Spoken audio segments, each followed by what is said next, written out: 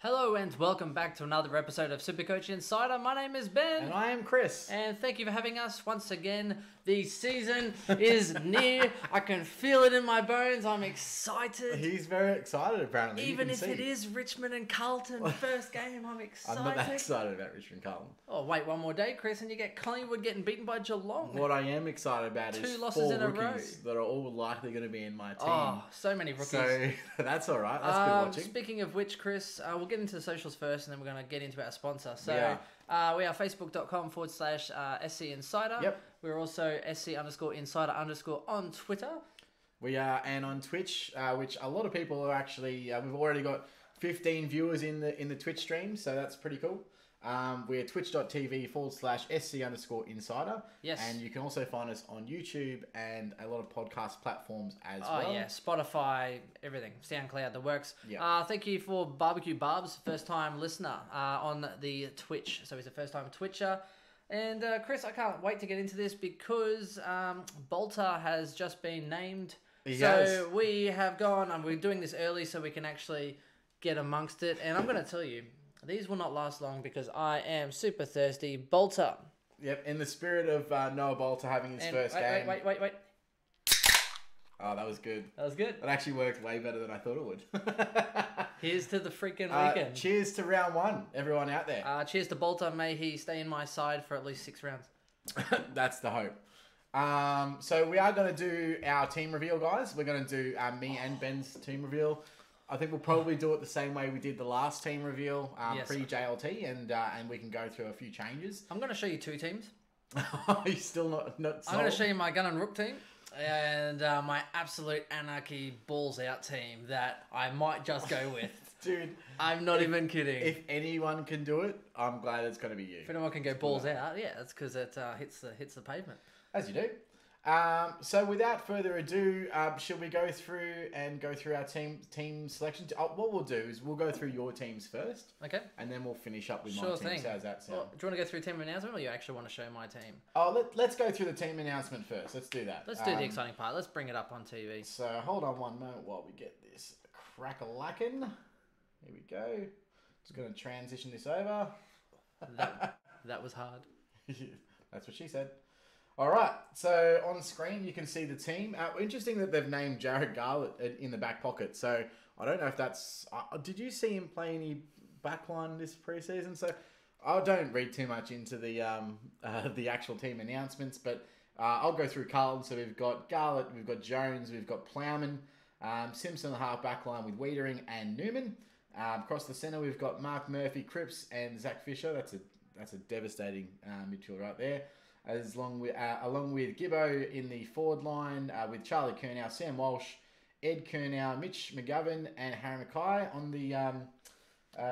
the bench. Sorry, the followers, I should say. Andrew Phillips. So Cruiser hasn't been named round 1, which may impact some sides.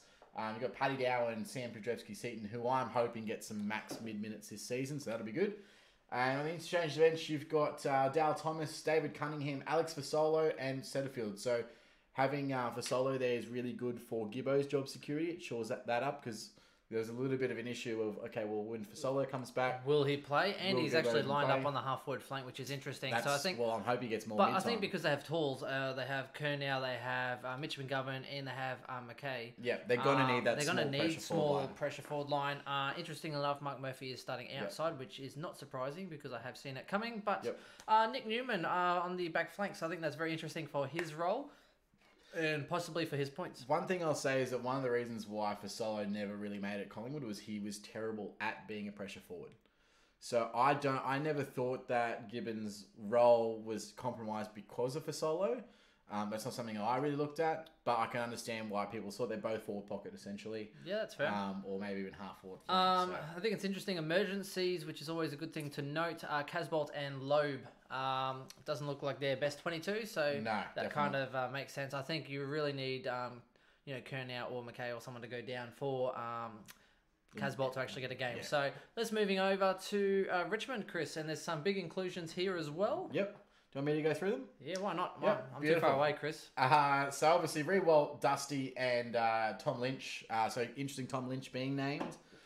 So again, that really works into the job security for Noah Bolter. He's in my side now. Interestingly as well, if you have noticed online, Richmond updated their injury list, and Grigg and Caddy have both been moved to indefinite. So Interesting. Yeah, I knew Grigg wasn't that close to coming back. So yeah, I think it is interesting. It might give him a little bit of security. Yep. My only concern is with Bolter. A, awesome that he's getting a game. B, I'm not sure if I'm actually going to put him on my field, like on my bench. I reckon he's got decent scoring power compared to the other rookies that are currently there. What, 2 weeks in, 1 week out? Here's the issue this week is that you've got Matt Parker, who's probably going to be in a lot of people's teams, playing the Gold Coast. They don't really have a matchup for him. And then you've got Petroselli and West Coast are playing Brisbane. Yeah. So Mate, both of which... Don't be ripping on Brisbane. No, but they play an open game, which does...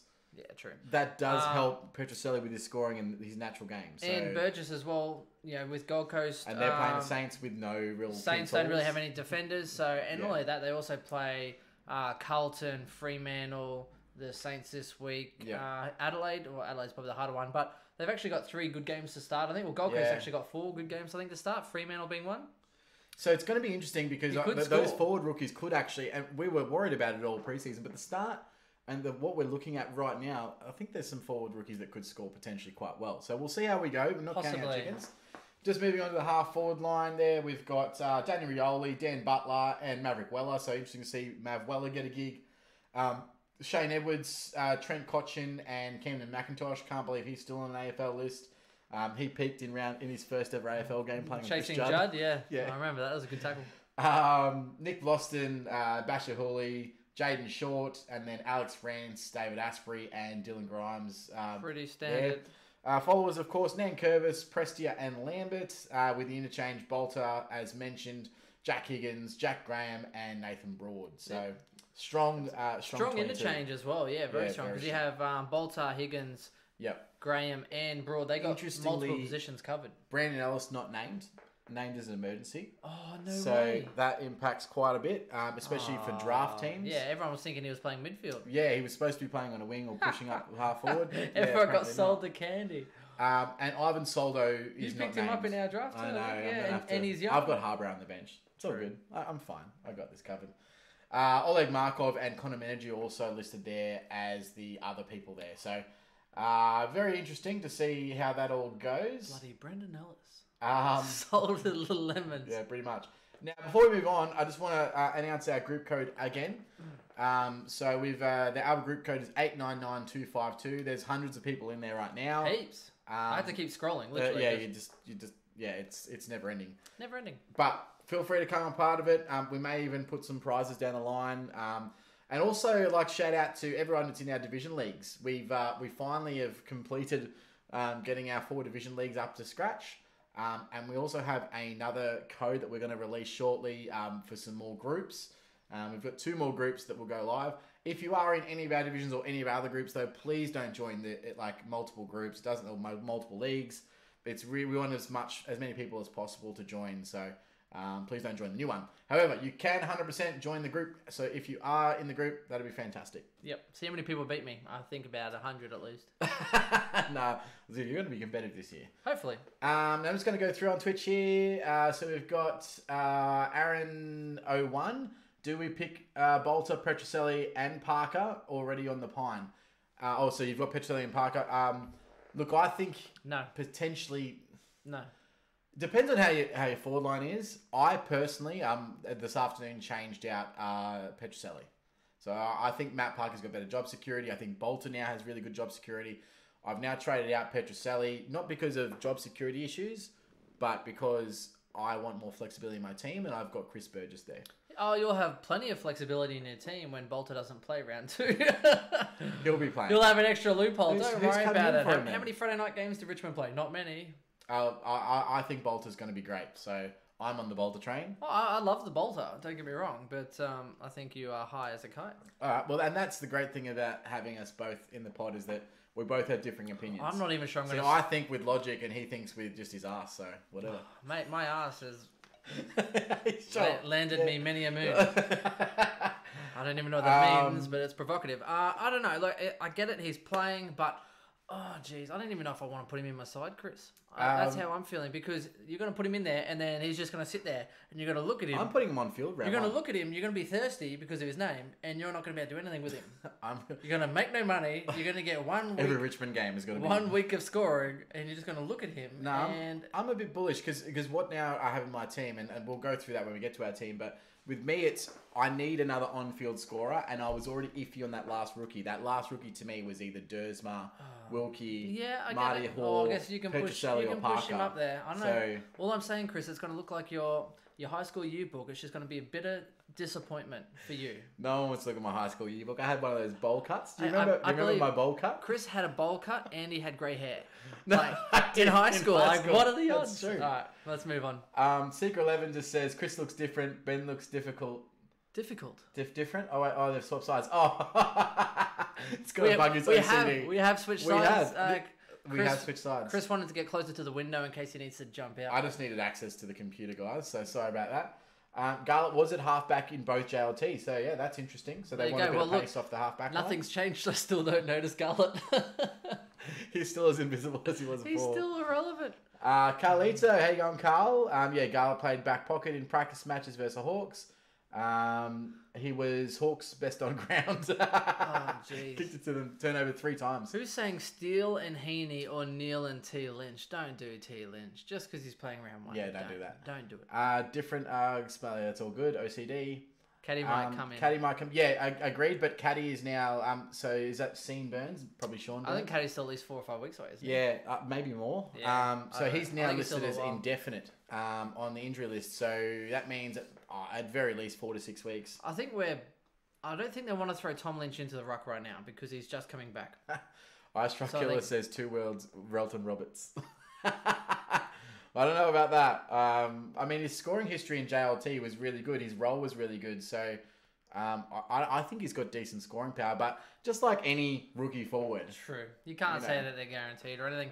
I mean, Matt Parker got a 39 in JLT the reason I think he might actually be able to get a couple of games is because if he does, I think it's because they're not going to want to throw Tom Lynch in the ruck straight away. No, definitely not. He's not fit enough. B, he's still coming back from his knee surgery and whatever else. You shouldn't be throwing him anywhere near the ruck anyway. That's your Rolls Royce. Get him out of there. Throw Jack Rewalt in the ruck. He's like 30 odd. Just whatever. He's done. You didn't just sign him to a new 7-year contract or whatever the hell they did. How many years was Tom Lynch? Yeah, Tom Lynch. I don't even know how long they signed him for. 5, 7, whatever. Interesting. We've also got Mav Weller will be dropped before Bolter. Agreed. Hey lads, are you in police interview room today? Yes, we are. Yes. This is actually you know what it is? What's the job interview? We need a black couch in the background. Oh, Chris. What? I thought you were talking about like the other guys, how they dress in tuxedos or something or other. Like overdressed. I actually am overdressed. I am underdressed today, sorry. I've got the suit pants on. I was running late, so I came straight here. So look. Finally, I'm not busy when you guys are in. Thanks, BJ Mason. Excellent. Are you boys doing Captain Loophole? You'll see soon. Yeah. We will. Will we see someone get hit with socks again? That was pretty funny. That was my lovely partner. Casting couch, yes. What we drinking, lads? We are on the Bolters. You are already on. What? I told you I'm thirsty. Hey, you're so thirsty. We're on the Bolters today in respect to Noah Bolter. Yep. Well done. And it's such a great craft beer. All right, now before further ado, I'm going to let Ben run through both of his team options that he's looking at currently. Oh yes. So I'll just flick that across now, guys. Get at me. And feel free to jam any questions in here that you like. And feel free to rip me a new one. That's the second team. Let's go with this. Is your second team that you're looking at? Jeez, that's Can we zoom that? You might be able to double click on it. There we go. Oh, jeez, that's hello, Joyce. Oh, that was good. Hello, Joyce. It was great. Let's go with your first team then. Okay. All right. So this team. Okay, so this is my dangerous team, and I say it's dangerous because I have Lloyd at D1. And then I actually go Zach Williams with Brodie Smith. So that's the dangerous part. But it's cheaper. And I see Zach Williams more as a premium that's dropped in price. So I'm happy with him at D2. You see, so your opinion is top 10? Top 10. Top 10? Top 6? At a push. top 10 for me. If he has a good year, top 6. If he has a good year, but I'm thinking my prediction is he's a top 10 defender. So I've got Brodie Smith and Pierce Hanley, who I really want to start. He's only in 3% of sides. Scored like 64 from 50% game time. Yes, I know he's a spud and he's had injuries. However, they have an easy start. He's not. I don't think anyone thinks he's a spud. No, they have an easy start to have an issue with his body. Correct, but they have an easy start to the year. 3% ownership. And the reason I'm thinking about going with this two-prong attack, I think he has better scoring potential, better job security than Collins. It's an extra 100k, not that much out of reach. The other option is I obviously upgrade Liberatore to Brad Crouch and then keep Hanley as a Collins, which is another option for my dangerous option here. So, and then obviously I've gone the Scrimshaw and Clark in defence, loading up in the midfield with the main four anyway. So I'm pretty well set on McRae, Cripps, Fife, and Lockie Neal. That's not changing across your two teams, right? Correct. You're set on that. I'm pretty well set on that. Yep. Look, I like Oliver, maybe over Fife for security reasons, but then Fife they play some easy teams to start. I see Fife averaging 125 plus, even 130 the first 3 rounds. Huge. I actually really love Fife as a player, and I'm gonna hate watch. He's the Cripps of last year to me. I'm gonna hate watching him tear it up. But here's the thing though, right? I don't want to start Kelly, even though I want to. I want to wait about 6 rounds. Their draw opens up. GWS after round 6, I think they're versus Saints, Gold Coast, Carlton. They open up huge. Yeah. So if I can then try and upgrade like a Liberatore to a possible Kelly or someone by round 6, I'm hoping, right? That's what I'm hoping. I'm hoping to have some, or round 7, we'll have some cash. Anyway, so my main upgrade targets would then be Liberatore, Smith, and Hanley, and trying to do them as soon as possible to get those premiums up and running to fill their slots. So for me, it's just kind of a fill the void. They're going to have good scoring potential. They're going to increase their score, hopefully, by about 100k. We'll see. 1 down, 1 up, and try and just start loading up on the primos. Yep. After that, I've got Liberatore, obviously, as an upgrade target. I think, even though I like Brad Crouch's scoring potential, Liberatore's 300k. He's so cheap. He's there to make me money. Yeah. I feel like if I'm spending 420 or 417k on Brad Crouch, I actually want him. I want him longer than I should want to have him. So I'm like, right, 300k. You're doing a job for me. You're gonna make me some money. I'm gonna wait for others to drop, and then I'm switching boat as soon as I can. You're getting a Rory Sloane in round 8 or round 9. Somebody. So I'm looking at that. Obviously the rookies there. This format does allow me to have Haitley at my M8, which I like that format with then Constable. And who am I looking at? Scott and Atkins. I like Haitley's job security. So do I at the moment with the other guy. So Ward's out for 4 to 6. Caldwell, whatever he said. Jai Caldwell just pulled the groin, so he's out for 2 to 3 weeks. This format does also allow me to get rid of Gibbons, who I do like, which I might actually include in, but just depended on whether it was going to be named before this podcast. Yeah. This does allow me flexibility with Dunkley. Now, here's the thing. Dunkley, he's in my side now. Not all season has he been in my side. But I'll tell you what, Chris, the last 48 hours, he has not left my side once. I can't do it. I won't do it. I'll tell you think why. Maybe it's on principle now. No. No, I know his scoring history, especially in the last 6 rounds, is fantastic. Oh, yeah, it's great. Except... I don't think he maybe dropped 1 score that wasn't a ton. And he had 3 scores over 130 in the last 6 rounds. Okay, so from round 15, 105, 86, 88, 105, 147, 132, 106, 157, 116. Here's the reason why he's now in my side. McLean's come out saying he's going to be playing more forward line. Yep. Hungry for the forward, etc., etc., etc. And then Bevo actually came out saying that Dunkley's role is going to be the same as it was last year, where he's only going to be playing a smidgen of forward time. Yeah. So I'm like, you know what? Your issue is you're trusting Beveridge. I know that. That's a horrible. It's a horrible thing. But you remember how McLean finished 2017? I do. And then he came out in 2018. Do you remember how he started 2017? Yeah. Because I remember him averaging 111. Yeah, it was 2018. It was really he averaged like 120. Yeah. But anyway, so that's I don't know.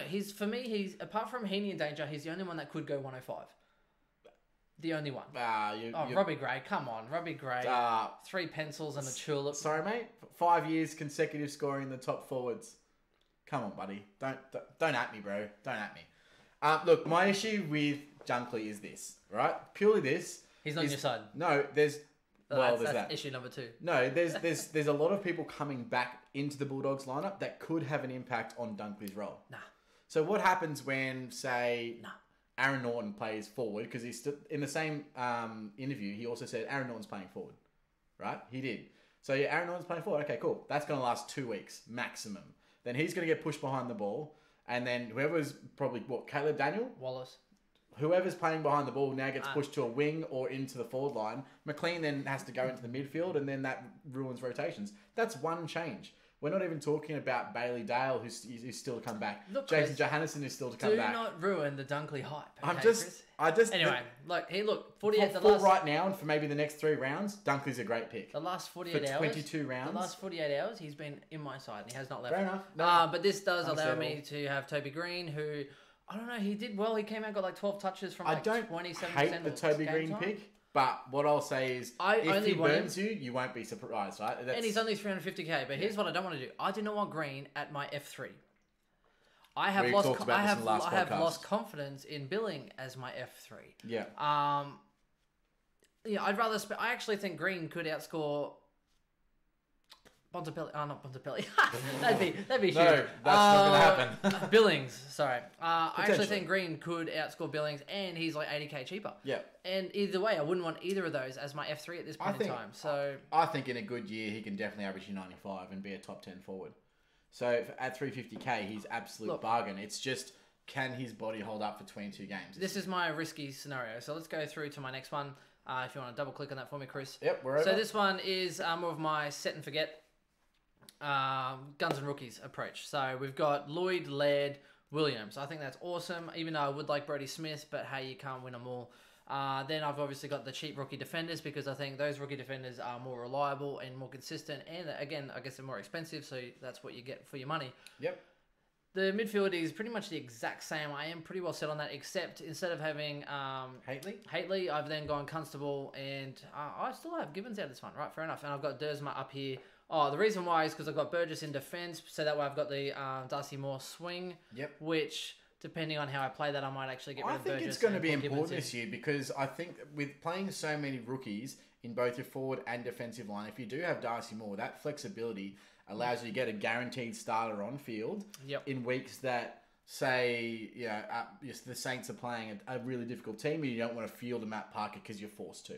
It does allow you that flexibility to choose who your on-field score is going to be. Yeah. So I really don't mind that decision. Yeah, I'm not that set on it. Still, Burgess may I just don't like. He scored 15 from 80% time on ground. That haunts me. I think Burgess could be better than people think. But see, I could go Dersma straight into defence, right? Get rid of him, cash 20k, and probably still make more money on Gibbons. Anyway. Well, the other one that, I won't bring this up because he's not in my team currently, is Callum Wilkie and what he will bring to the Saints. Wilkie has made his way into one of my sides. I think he will fly under the radar as well, Chris, especially now that Robertson's out. I think Wilkie's job security is huge. The problem is he didn't show much in JLT, so it's one of those, do I just have somebody else, and then if he scores really well the first 2 games, just correct it and bring him in. That's the risk you take. This one is so Heaney, Dunkley again with Darcy Moore instead of Toby Green, so it's 100k cheaper, which allowed me to get Roy Laird. So the reason I'm thinking these two is I don't like much about defence as far as premium goes, except for the 2, Lloyd and Laird. I think they're the only 2 that I can. And realistically, I guess Sick Dog, I wouldn't mind putting him in, except I don't like him as much, so I don't feel as confident in starting him. But these guys, Lloyd, Laird, and essentially Sick Dog and Simpson, are probably the only 4 that I would actually pick with some confidence of them being around that top 6 to 10. The other consideration and this is, I think, for everybody's team, is potentially, say, instead of going a Goldstein, if you think that it's going to be worth it. Now, the consideration is this: you go Goldie for 150k less. How does that 150k make your team better? So in a case of, say, when you're running Toby Green, you could get a fully fledged forward premium for 500k. Nearly. Yeah. You'd get about 490 instead of 350.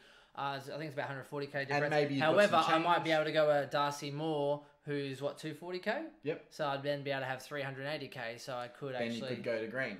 Yep. However, is the point difference there? I don't think it's there, because I don't think it's. I think Gorn's still probably 10 to maybe even 15 points better. And for me, Darcy Moore's there to make money. Yeah. And that's it. I actually listened to the interview on the way over. How he was saying Darcy Moore's had a really good preseason.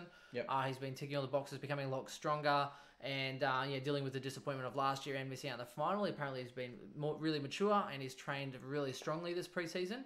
So I didn't even like him in my side. I mentioned to Chris, I didn't even like him in my side before this point. But listening to Buckley and the fact that he's only 240k, he's going to play every week. So for me, I think I'll just do that. Hopefully, maybe he'll make me 100 and something K. We'll see. And then I'll be able to move him on. When he hits maybe 350, 370k, one down, one up, you've got 500. Happy dude, catch you later, Darcy Moore. Yeah. So, I don't know. It's all about the role they're playing. So at least with this way, I know I'm going to like Laird. I know I'm going to like Lloyd. I know I'm going to like my mids. Libba's still in there because he's cheap. He's going to earn me some cash. And these guys in there, the cheaper ones, are doing a role. So I know it's not the most thrilling of sides. Yes, they have quite a lot of the heavily picked players, but you can't win it in round one. No, but you can. You can lose it. So Yeah. I'm thinking if I start guns shout and out to rookies, Chizo. yeah, He loves Chizo, that. I did. Yeah, I did listen to Chizo. I actually think they plugged you as well. We better talk about we better talk about Collins or something before Chris gets upset. Anyway, and also a shout out as well to one of our new Facebook pages we've been following as well, which is Supercoach Strategies and Screenshots 2019. We've had a few guys actually follow us from there, and a couple of guys hitting from there as well. Hitting me up as well. Anyway, two things I want to say before we move on. Shout out to our donators so far this year. So Jay, if you're out there, you're always on Twitch somewhere. And Carl and Stonesy, thanks for the mugs. If we weren't supporting Bolter today, we'd be having a coffee in our beautiful Supercoach Insider mugs. Mate, coffee. You'd have a bit of Irish whiskey. Well, bit of liquor in that bad boy. Coffee and maybe a mix. Yeah, 8 a.m. to 12 p.m. somewhere. Yeah. Just quickly, Ice Truck Killer says Norton will play back now because of Morris doing his ACL. Well, I thought that too, and then literally the day after Morris did his ACL, Bevro had that interview and said no, regardless of what happens, Norton's going to be playing forward this year. Yeah, regardless of what happens. I can't believe. By I know the way. For the first 2 rounds until I changed my mind, saying, "Well, the team actually needed him in defense," and because Beveridge doesn't say anything that's valuable information to anyone looking at anything to do with their team. So yeah, I take it. I'm like Salt Bae with that shit. I just fucking sprinkle it off me. Anything he says, I'm not touching. The only guaranteed thing to me is McRae, and that's it. And I'm not touching. What about Hopper though? GWS kept his glandular fever under wraps again. Yeah, that's what they do. The lies. All right. Now I'll get my Chris, my team prepared. Excuse me, Chris. Yeah, mate. I'm not finished. Okay, you go. So yes, you can't win it in round one. So with that, those guys that I'm upgrading, it's about opportunistic, seizing the moment. So you're looking for guys that have dropped in value and then jumping on that. So that's where the point of difference comes in because. I mean, even last year, Zach Merritt's, your Zorkos and stuff became so cheap, like 380k. I think Zorko or something got to something. There are going to be some opportunities out there to maximise. So, hoping that at least with the middle player, I can then jump on and seize the moment and then get on these guys to give me my point of difference and to create a full side quicker. So, yes, fair call. Anyway, thanks, Chris. You're welcome, mate. You're welcome. All right, let's move over to my team so that we can get through that. And just a couple more. Dunkley to fullback. Dunkley. That would be hilarious if that ever happened. Thank you, Barbecue Barbs. Barbecue Barbs, come on, mate. This is your first Twitch effort, and you're ripping on me. No, I mean that's some great. Some great quality banter that we like to see here at SC Inside. I love it. Oh, meanwhile, did you see my rip on a couple of those boys the other day? So good. Oh, my Q&A yesterday. Thanks for all the guys that joined in for my Q&A yesterday. No, you did a great job. Some of the stuff was great. I know. Absolutely fantastic. Well, here's the funny thing. It's not funny. Like, my nan died yesterday, so I was like, you know what? I didn't go to work. I'm just sitting in bed. And by the way, let's have a cheers for that. Man. So, condolences. Thank you. I was sat in bed. I was like, you know what? I don't feel like sleeping. I don't feel like doing anything. So I just Q&A, 1 hour. Let's see what we have. And to the credit of the community, some of them really tried to give a good rip. And then I just, I do, just off the cuff comments and stuff like that. That's good. Yeah. You're not really 2 in 5 like I am because you're a little bit higher percentage than me. 2 in 5 of my jokes are fantastic. But, I'm an optimist, so that's worth it. So it's cool. I find them funny when I just rip on people. So either way, Norton is really SC relevant. Is I think really? Who knows? And Joe said, cheers for the shout out. And Abel said, sorry to hear that, Ben. Thanks, Abel. Cheers, guys. Cheers. All right, let's flip on over to the new team. Give me 1 second. So here we go. Team. So this is my team post JLT in terms of what I'm thinking currently. Ooh, Matty Crouch at 5. I like that. Yeah. So how can you? Okay, because you've just gone all straight up rooks. I've literally gone straight up guns and rooks. I might do that actually. You can't just in my forward line that is in if I did do that. Okay. It's, so let me go through it. Obviously, my big thing, we had the chat last podcast, is that I believe that, to me, Jake Lloyd's the only safe thing. Everyone else, I'm just got question marks in defence in terms of the premiums. I also do think that Zach Williams would be top 10. Whether or not he can make top 6 that's an open to debate. So I do consider him a premium. A premium is someone you don't intend on trading.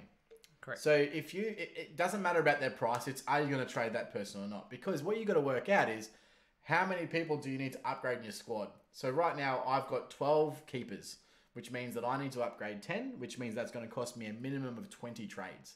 You get 30 for the season. You're usually going to have 2 correction trades in round 3, which means you really have 8 injury trades for the whole season. Now, last year that burnt the shit out of me. The difficult thing about this year is last year was 13 or 14. And the reason for that is this year there's a lot more premium people. There's a lot more people that averaged over 120 last year and that are really premium priced. So, you've got McRae, you've got Grundy, you've got Gawn, you've got Lloyd expensive, you've got Danger expensive. Then you've got Cripps. I've also got Cripps, Oliver and Neil all over 600k. Because of that, I can't go to that 13 or 14 premium, and a lot of people aren't going to be able to do that. So That's why people are going mid-price madness, because everyone's so expensive. It's true. They're just loading up. Like, how many people literally have got Smith? And it could be the year to do it. It really could be. Smith, Williams, Libba, Crouch, Green. Yeah. Who else? Crazy. But, so I've just gone a pure guns and rookie strategy. Obviously, Brodie Smith I see as a stepping stone. So I don't see him as someone who's going to average, top 10 numbers. However, I do consider him as someone who could potentially be my last upgrade. So if he stays on park and is injury-free for the whole year, I'm hoping he averages, say, 90 to 92-ish. And then he's almost your luxury trade, on your last upgrade. So you can keep him most of the season until you need to get rid of him. I have gone with Darcy Moore and with the Burgess swing forward. I've just got him there for this week because I do believe that Bolter is probably a better on-field scoring option than Dersma or Hoare. So I'm looking at playing Bolter on field. And then I've got obviously the rookies there in Collins and Clark. Dersma on the pine with Hoare. In the midfield, I've been set on those top 4 ever since Kelly went down with... went down. Didn't show up to JLT2. So I was big on Josh Kelly for ages. And then I went Kelly to Oliver. That was my big move. So McRae, Cripps, Oliver, Neil. And I'm choosing those guys because I think that those guys are going to play 22 games and be in the top overall points for the year. So this lends to that whole, I've only got 8 trades. I don't want to take a risk with a Fife like I know you are because I don't know. I don't want to take that risk. And that's the same with, say, a Brad Crouch. If you're playing a Brad Crouch, well, you've got to calculate into the fact that at some stage he's probably going to go down. It's going to cost you a trade. Brodie Smith and Darcy Moore are my 2 risks, and that's all I'm really willing to take. So that's my view. Matt Crouch, I think, is an absolute jet. 60k discount on last year. His preseason showed what he can do, and I think he's going to be even better in a winning Adelaide team. I've actually tipped them to come 4th this year in my ladder predictor. I haven't done my ladder predictor, but thanks for that, Chris. Walshy, I don't think you can not have. Butters, I think, is going to be great for on-field scoring, and I do like Haitley as well. I do like Haitley as well. I think Haitley gives you a little bit of security on your scoring as well for your mids. Yeah, my one decision is going to be Scott versus Atkins for that last mid-bench spot. I think Scott's good, but I'm not sure of his job security. Yeah, it's interesting because he scored really well, but then they didn't announce it with the other debut. So I prefer Scott because I like his role. However, if he gets the same role, and he might not get the same role in AFL as he does in JLT. I think Atkins' security's heaps better. His security's amazing, but his role's not great. He's a forward pressure player. Forward, yes, and playing in a midfield role, like in Supercoach, doesn't help you. No. If he was in the forward line, you'd be locked into my team. You'd love him in the forward line. You'd be like, catch you later, see you later, Burgess, like whatever, Atkins. Or I'd have him over Parker. Yeah. Like, or even Bolter, 100%. But can't have it. I've just gone with the Gawn and Grundy combo, just set and forget. I am also doing a loophole option, so I know you're doing Sweet. I am, except unless... Here's the thing, though. If Zach Clark gets named... He'll get named. I might actually put him in the ruck. I don't have the catch. No. So you're thinking of going. I'm putting him in the ruck, and then I'll probably, instead of having like a Bolter, I might actually have a Kavara on my forward rook list on my bench because as a resting loophole, he'll be my loophole for 4 or 5 weeks. He will then come in and play. Do you have the cash to get to Clark? Possibly, yeah. If I just change my side, Chris. Of course, I have the money. I have. I've been set on this for like a week. $10 million. Oh. I have about 5 different plots in my head, and cool. I won't know until probably tomorrow. I've gone with Bynes purely for the ruck forward swing, and that if there is, and I do believe that there's going to be someone who's ruck forward. Jesus, I'm still. By the way, that's no way. You can't touch it. No. I do believe that there's going to be some value ruck forward swing who might make his way to, say, F6 in my forward line, maybe either a life set or a lob or a Westhoff. At some point, you could probably pick up Westhoff for, say, 400 grand. Yeah, I saw that's interesting, having the ruck forward option just in case you did get a swingman down the track. Well, it also helps you in, let's say, for example, and this does happen from time to time, your ruck goes down, you've got no one to cover. On the bubble, there's a forward.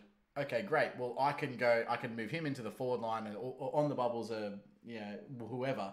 You can move him into the forward line and get another non-playing ruckman in there, and then you've got or a ruckman in there, and you can swing him in. So there's option. It just gives you that little bit of flexibility. I liked Sweet for the pure fact that he is the best loophole ruckman, and he also is probably likely to get games at some point. So, but the fact that he's not ruck forward, it does impact it slightly, and that's why I've gone with Bynes. Forward line, it literally has not changed since I opened Supercoach. That's apart from the rookies. Bolter. Yeah, I was gonna say. So, and I've had Drew pretty much since day one. I've had Setterfield pretty much since day one, and Parker as well. Burgess is the only one that's really come in, and that's to provide flexibility for Darcy Moore. So, I don't mind it. No, I don't mind that either, actually. If those rocks play and they score, then yeah. A lot of people will say, and there's going to be a lot of teams out there, that this is very cookie cutter side. And to be honest, it probably is. But I don't see that many people going 5 deep in the midfield. Although, to be honest, I don't watch many people going 5 deep at all. True. That's... hey, Stonesy, if you don't believe me, check my internet history. There's nothing wrong with going cookie cutter to start the season because it's the lowest burn factor.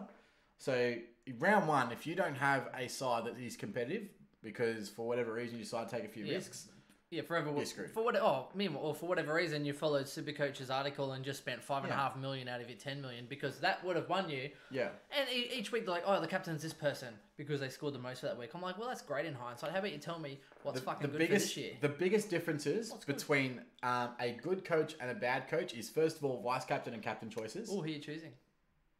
We'll discuss that towards the end of the pod. Chris, come on now. I don't know. Don't tease. I'll tell you who I'm choosing. I think you can't not vice captain Dangerfield. No. I'm actually vice captain in Cripps going into Dangerfield. And I'll tell you why. That's okay. I'll tell you why though. You've got to have Dangerfield involved in one of your lines. Well, yeah.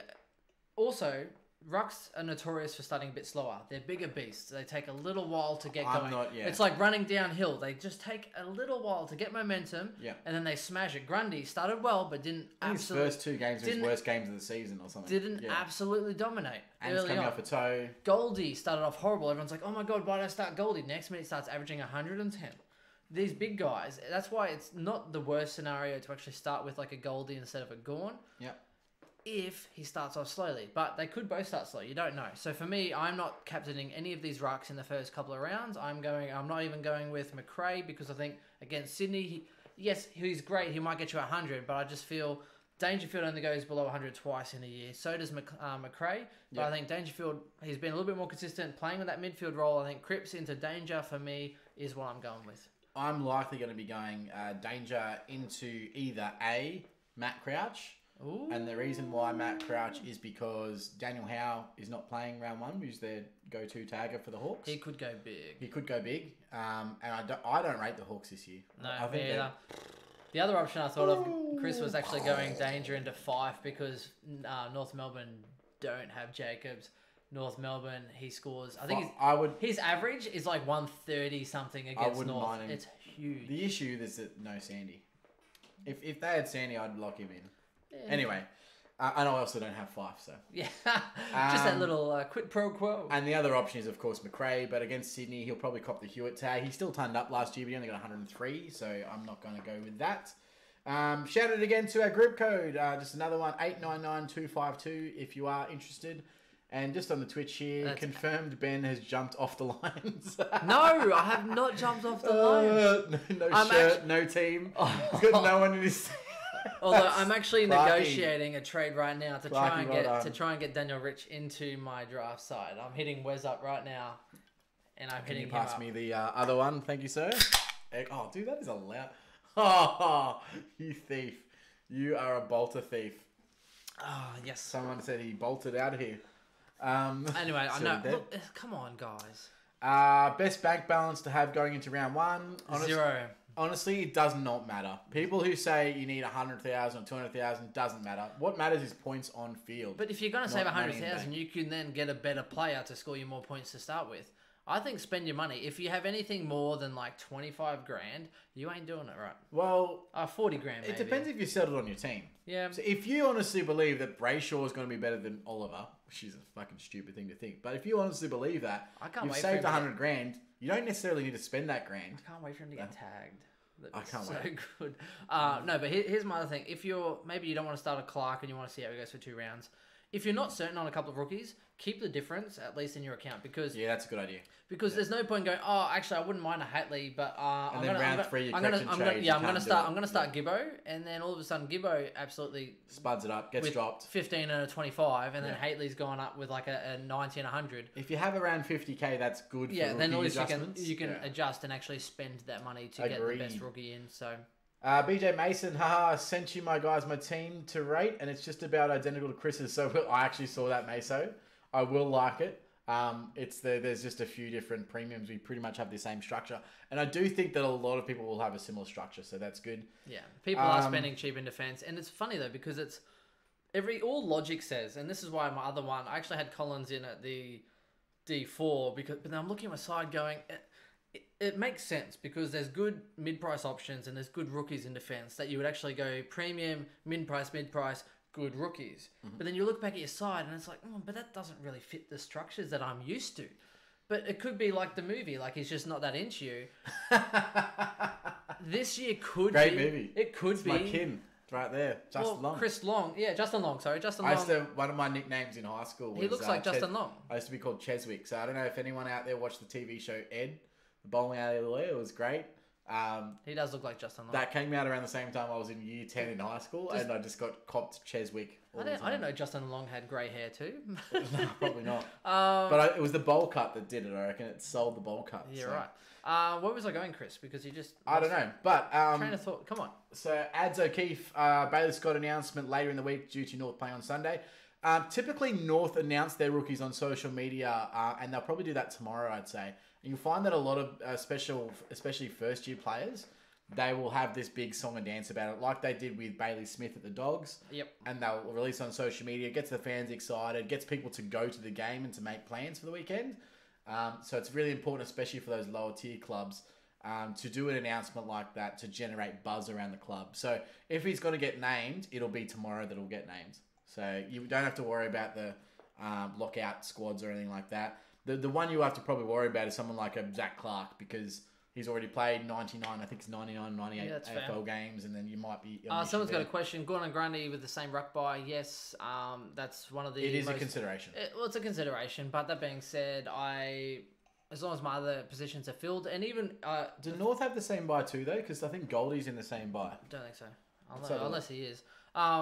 But the other consideration is I've actually looked through my buy structure. Make sure you look through your buy structure because... if you're playing overall. Well, Dunkley and Gray, if you're going overall. Dunkley and Gray both have opposite buys to Danger and Heaney. I've had people messaging me, asking me, like, what do you think about Tim Kelly, Menegola? I was like, who have you got in your, forward 1 and 2? And they're like, Heaney and Danger. I'm like, well... I said, mate, if you're going for overall, you've just lost half your side in the forward line. So Goldie does not have the same buy structure, so that does work. Stephen Martin does. So Steph Martin, and that's pretty much it in terms of the popular rookies. What about Stanley? Geelong? I mean... No one's starting Stanley. Look, that is a consideration. I know that's a consideration. I've only got 7 premiums that week, right now. Yep. Now, it's really important to note when you're trading people into your squad now, moving forward. So look at it now, but don't take too much of a notice unless you say have three premium forwards and 3 premium defenders off the same buy. I mean, that's a problem with, say, people starting Whitfield and Williams. Yes. So you're starting Whitfield, Williams, or maybe Mills and Lloyd. So I'd love to... I think Callum Mills could go well this year. I don't know if it's quite as good as Whitfield. Whitfield. Williams. So I'm going Williams over Callum Mills. Yeah. But they both share the same buy, so I can't go say Lloyd, Williams, Mills. Yep. You know, it's a recipe for disaster in your team. So, Bolter low job security and not my scoring power. Thoughts behind the selection? No, I don't agree with you at all. Look at security, maybe, but scoring potential. I think he actually has quite a lot to give. He even took quite a lot of hitouts as well. He's their their backup ruck. So scoring potential is actually quite large compared to Parker, who runs up and down. Yes, he tackles and he takes marks, but when you're getting up around the ground and getting around the logos, taking hitouts, your potential's a lot higher. I would have said the same thing had he not been named with Lynch in the side, but Lynch being in the side and him being named as well is a completely different scenario. If you look at the Tigers list, you look at the emergencies, the only other person that could possibly take the position is Soldo, and he's not a ruck forward. He's not a forward player. He's a number one ruck. No, Ivan Solva. I play ruck. Right? You give me the vodka. other person is Grigg. Obviously, he's been playing that role, and he's out for quite a while. He's listed on the injury list as indefinite. And Caddy is the other one, also listed on the injury list as indefinite. So I think he's probably got a good 4 to 6 weeks of job security at least. For his to take. Well, and then it's for his to take. Well, I can't take it off him because he's playing so well. Yeah, and so if, then they'll his move JLT around. form's anything judged by, if he plays like that, yeah, they might go, okay, Caddy comes in, but then they might be like, okay, well, maybe Grigg, you need to try and fight for an on-ball spot instead of the other roles. So it's going to be interesting. But yeah, I do agree. Sometimes it's best just to pick them. I mean, even Pappers, everyone's like, oh, Pappers has got no job security. Played well, forced his way into the side, and made a bucket of cash. If you didn't start Papley, everyone's trying to trade him in 2 rounds later because they thought he had no 7 security. goals or something stupid, you know? No, that was when they versed Hawks. Yeah, wherever it was. I didn't have him in my team, and I was like... he was redonk. Birdman, redonk. Anyway, so Ice Truck Killer says you only need 18 scoring players during the bye rounds, and that's true. However, it's also your 18 best scoring players. So it's crucial to have as many players playing every single week as possible. Yep. So that they take the 18 best. Because there's a big difference between having 6 rookies on field versus having 9 rookies and then your best 6 playing that count. Correct. Massive difference. And the bye rounds, put it in perspective, last year, I went from rank 910 to rank 5,000 after the bye rounds. And that was really from 1 week that I was sort of a little bit unbalanced. I still got 18 on field, but I was playing like 9 rookies that week. So it wasn't 10 if great. you include Chris being the rookie. No, and look, that's just that's a learning curve for everyone, but that's to show you. I lost 4,000 rank. Yeah, I think I in the beat bye you. rounds, I think I and I overtook had you. 18 playing every single week. I think I overtook you after the bye rounds. Yeah, and then I caught back up, and then I went, yeah. pew. So it is important to have the best 18 scoring every single bye round that you possibly can. So just Pew. All right, my team is legit almost the same as yours. Yep, that's fine, Clarky. Do not worry about if it is, because worst case scenario, and this is the next part. So trading is the next best thing you can do. Yes. So trading, so captain choices, trading, those are the 2 biggest things. And then starting with a good side. And then how you accommodate the bye correct. rounds. Aaron, Fife and Zach Williams 100%. Instead of going Brad Crouch and Led for me. Fair enough. Yep. We've also got Gizling Liquid from Bolter Spout. Okay. Well, thank you very much, Barbecue Barbs. That was really cool. We've got Team Ed Hawk, Walsh and Jones from Adelaide. Chase Jones, M7 and 8 with Gibbons, Bailey Scott, and Butters on my bench. Still got to figure things out with my team. I would be very surprised if Jones gets a starting gig. So I would probably reevaluate that, and I think he's about the same as Haitley. And don't put Butters on your bench. Butters on field. Nobody puts Butters in the corner. No. Yeah, that's true. Butters on field. Nobody puts Butters. Can I say? Thank you. Respect for the Dirty Dancing reference. Yeah, one of my all-time favourite movies. If I ever want to go to sleep, and me and the girl are just, wanting to go to bed, we just chuck on Dirty Dancing, and within like an hour we're falling asleep. But like, is that in a good way or a bad way? No, it's we just like watching it, even though I've seen it like a million times. Can I say, Chris, thank you for the PG story. When you say when you and your missus lie down in bed, I was a little concerned. You would be. I would be. You would be. Looks like we have convinced somebody, Chris. Who is it? Townsend still to come in, possibly. You've convinced me. Mate, you're still Camden McIntosh in that team. Townsend's still up. But also there's Brandon Ellis. I couldn't believe Ellis was left out of that squad. So there is people to come in, but not for the role that is... No, it's a different role. It's a completely different role. And Townsend's still in Townsville. Yeah. He's still swimming home. Bolter be the Higgins of last year. Plenty of job security questions, but ended up playing 18 or so. Oh, Higgins. Look, Higgins had plenty to offer. The X Factor. But he came in late. I know. He came in late. They wanted to build him in. But that X Factor is crucial. Absolutely King crucial. Kong Donkey, which I am assuming is Heath Kingham, says Dom Sheed, ? King Kong Donkey is Twitter. Really? Yeah, King Kong Yeah, Donkey. but I think that's Heath Kingham. Is it I think really? that's him, yeah. No way. Yeah, Heath Kingham, King Kong. Bloody Heath. Dude. I woke up. Woke up. Shout out Keith if that's you. Heath. Let us know, Let Keith. us know. Heath. Dom Sheed ? We already went through this in the pod last Dom week. Sheed, don't do it. I woke up, Chris, yesterday, the day before, checked my phone, which is a ritual that most of us do, and I look at my phone, and I got ripped on by Heath. He went to town. But that's good. Like, we love that. I'm being sarcastic here. I'm not actually being serious. Heathy, we love it all, mate. Oh, everyone loves it. Oh, he did say. He's and like, there was mate, some solid banter on the leagues that we did, the draft leagues that we did on the weekend. Oh, meanwhile, we did the weekend. Sunday, I then went home and ran simultaneously. Damn it, I'm busted. I like that. I ran simultaneous draft leagues. I actually picked 2 teams at the same time. I can post the evidence if you want on the teams went. But always have your draft sheets ready, guys. Always have your draft sheets ready. What's this, Chris? Strike Killer says, Chris was in a race with a pregnant chick and came third.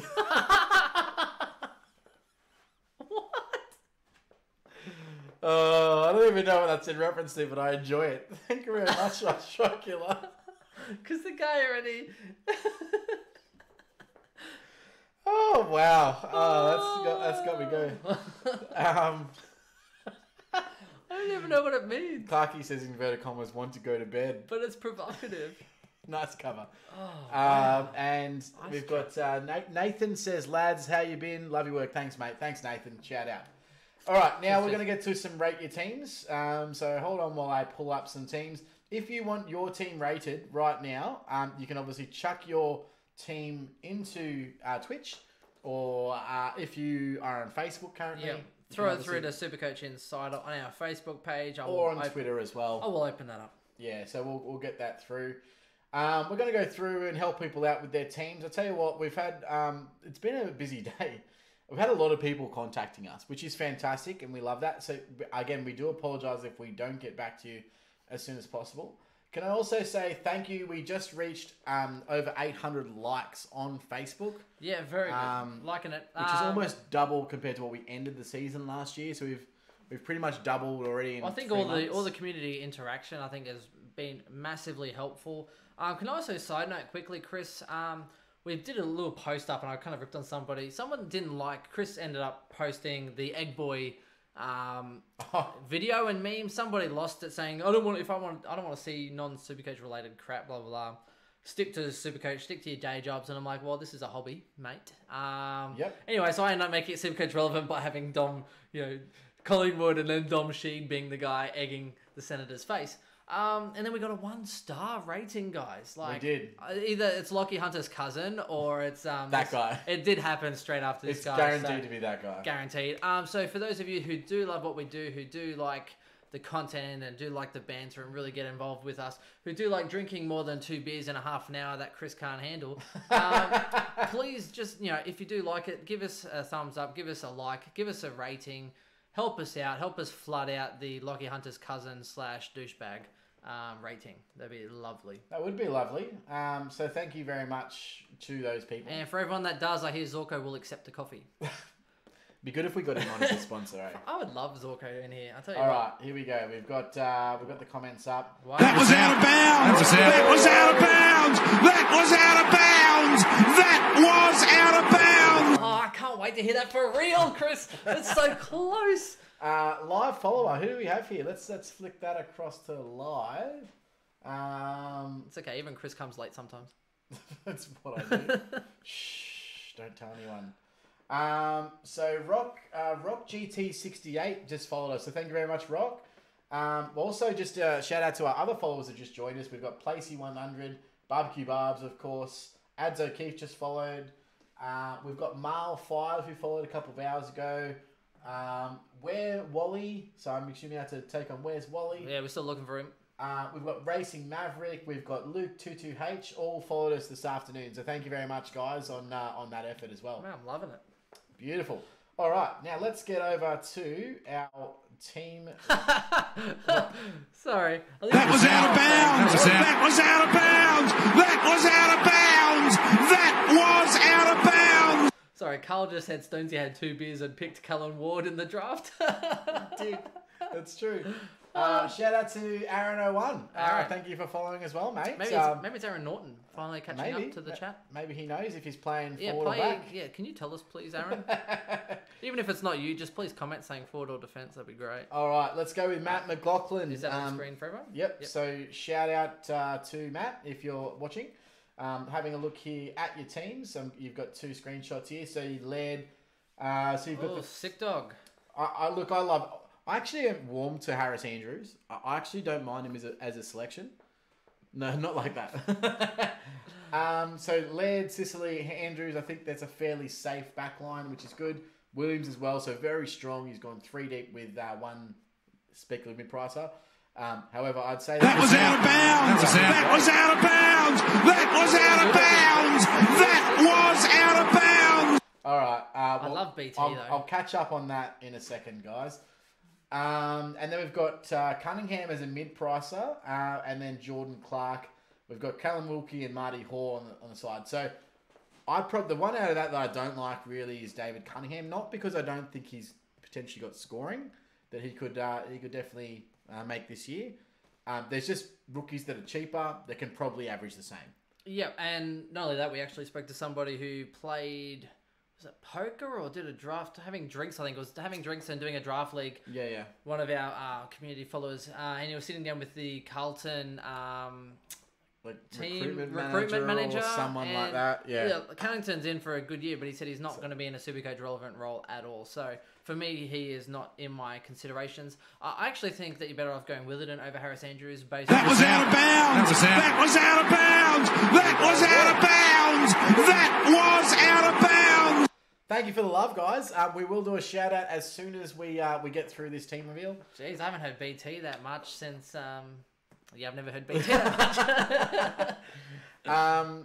David Cunningham, obviously. I potentially think. I mean, you're $70,000 down to Sam Collins, who I think is probably going to average the same or more. So I would probably go that way. I actually really like the Callum Wilkie pick, and here's why. He's got fairly good job security now. His only issue of playing games now moving forward is going to be if they play Sam Rowe, who is an absolute spud. Yeah, my concern isn't his security. I think it's more of his scoring potential. But I know with his... his Sandful stats say otherwise. I'm with you. But at the same time, did you see his JLT stats where they got him to do rolls? So I'm hoping that's not his fault. That was a situational. They had Robertson and everything. Now Robertson's gone. If you had to pick someone on the Saints list that could replace Robertson, it's Wilkie in the exact same role. It's that intercept defender who's good by foot, who's going to be able to provide a lot of disposals and a lot of efficiency off a half back line. Callum Wilkie's that person. I've thrown up Callum Wilkie as the guy that I believe in round 3. Everyone's going to be sideways trade or correction trade to him. No, I'm with you. I think Dersma to Wilkie is going to be the most popular trade in round 3. I don't think it could be Scrimshaw to Wilkie. Yeah, I think. I mean, as soon as Hartlett's back round 2, I think that he might be gone then. However, it's not. I can't be sold on it yet. So I'm like, do I take the ultimate risk in someone like a Wilkie, who potentially could be a better scorer, and he also has better job security? But we haven't seen it. Yeah. It's a gamble. So it's probably safer to go Xavier and then correction trade him if you need to. It's like the Snapchat filter when you see what a girl looks like, but you know it's not her. Am I right? You see what's going on. You're like, I know what could be there. Yeah, I know what could be there. If you only got shoulders and above, you're like, under the layers of your filter. What is beneath? Lads, shout out to Ben for another cracker. Yeah. Oh, everyone loves analogies. I'll tell you what. Anyway. All right, Cripps, Fife, Caniglio, Brayshaw, love the and Brad Crouch. I love Cripps, Fife. You love Yeah, I do Caniglio like Caniglio. is one of my favourite selections. I do love him. I do. I just can't pick him. I'm just not sure he's top end, but he could be. Oh, so I'm not going to be upset. Shout out to the Giants for releasing that video. It's Caniglio, not Caniglio. And I've been saying Caniglio wrong for so long. So it's Caniglio, and they had this video. Did you watch it? No. You know the Phil Collins song Susu Studio? They changed it to It's Caniglio. And they had like a whole song about all That's of cool. It was really good. I like that. Go to their Twitter. It's fantastic. Okay, it looks like most people have Walsh at M6. So that's pretty well standard. I mean, look, in With terms two of rooks. structure, it's fantastic. Yeah. Again, we don't like the Brayshaw pick. Yeah. Crouch, again, I don't necessarily love the pick, but this could be a team that completely breaks it open because you've got a lot of speculative players that could actually go really well. Actually, yeah, I like the Sicily as a primo. Andrews, I'd change over. Oh, I just saw something I don't like, Chris. Make me turn away. Oh, Carl Sinclair. Yeah. Oh, whoa. All right. Do yourself a favour and get out of the Sinclair pick as soon as possible because once Naismith comes back, he will no longer be the primary ruck. He will not be a good thing. No, and he's gonna he's lose your money. 528k. Don't It's not even much more to go to Goldie, and Goldie is so much more reliable. If you can get Goldie in at that price, do it. Yeah, 100%. You are risking way too much. 100%. But even if he did the Cunningham down, that will then give him money to then go Sinclair up. That's true. Yeah, that's Cunningham my down to Collins, Yeah. Sinclair up to Goldie, and quick bang, fix, done. and you can still keep your point of difference 100%. The last one is this Harry McLean pick. Again, I'm assuming it's because you've got no money and you're looking for 102k forward. I would then, again, you'll probably have a little bit extra left over to go McLean up to I probably wouldn't go Burgess, I'd go Bolter. So 20k extra will get you Bolter. Yeah, I think that sounds right. So Matt, thank you very much. But those are our recommendations, okay? Now, just quickly going over to our shout-outs before we move forward. Yeah, there's a couple. Yeah, you might have to change it to a quicker little voice announcement there, Chris, I think. That's true. We've got Steen76, thanks mate. Jetster5AU, so I saw you on Twitter earlier, so thanks Jetster. Thank you very much for following us, and of course Aaron as well. Sweet Jesus, we've got 3 messages on Facebook as well, Chris. We got Wally, we got Tom Barber, and we have Isaac Place with their thoughts on their teams as well. Fantastic, let's get through them. Quickly we'll go through, we've had a lot of people asking some more stuff on Twitch, so we'll keep going through here. Martin, so where Wally says Martin or Zach Merritt every day. Or you're actually liking a little bit of Martin. Except for the fact I think, Tom Lynch is back now, so that opens it up for Dusty big time. No, it doesn't. Yeah, it does. I don't think so. 100% does. Dusty Martin. No, I'm taking Dusty over. Zach Okay, Merritt. so let's say for example, Dusty over Merritt. How much forward? What do you reckon the forward mid split is for Dusty this year? 35, 30. But that's what he did last 30. year. Yeah, 30 maybe. So that doesn't change. So how do you expect it'll be his 6, points 6, to 6. increase? So he'll be then underneath 2 man giants, underneath Maybe. Rewalt and Lynch. I can't see him averaging more than 110. Nah, he'll be over. I'll give you that bet. And remember what we said. I'll take 110 and over. Okay, I will take Merritt over Dusty. I said for a bet. I said Dusty 110 and over, not Merritt and Dusty. No, I'll take Merritt will score more points on average than Dusty. Oh, that's dangerous. It's dangerous. See, because I also see Merritt could go Merritt could go 110. So Dusty. Well, if you think he's going to go over, then it's the same bet. It's not the same bet because Merritt could go 120, Dusty could go 115, and I still lose, Chris. Well, that's also true. Anyway, now, here's the interesting thing. Get back to Merritt's an accumulator, right? And what did Adam Trelaw say? The accumulators are going to get more ball, and they're going to get more points. Merritt needs headgear. Well, that's true. So does Brayshaw, though. And vote getters. He's got headgear. Anyway, I'm on the Merritt train, you're on the Dusty train? Sorry, we couldn't sort anything out for you, mate. Yeah, it's a 50-50. But, Merritt could start off like he did last year and get knocked out. Fair enough. Thoughts on Bailey Smith? Had second best stats behind Walsh out of the draft, and I agree. Bailey Smith? Bailey Smith, sorry. Yeah, so the Bulldogs player? Yeah. No. Too expensive. His JLT form said that he's got a little bit of class, but I think he's a little bit off the pace. There's one thing that was different between Sam Walsh and Bailey Smith, and that's their composure when they had the ball in hand. Sam Walsh looked like he'd been there for 4 years. Bailey Smith looked like it was his first game. Yep. And for 180k, I ain't taking that risk. Whereas with Sam Walsh, I can just know 80 average. You're pretty much a sure. Bailey Smith's dancing to the tune of his own drum, kind of like Hogan to that video in his underpants. Excellent. Aaron just tweeted his team, so that's great.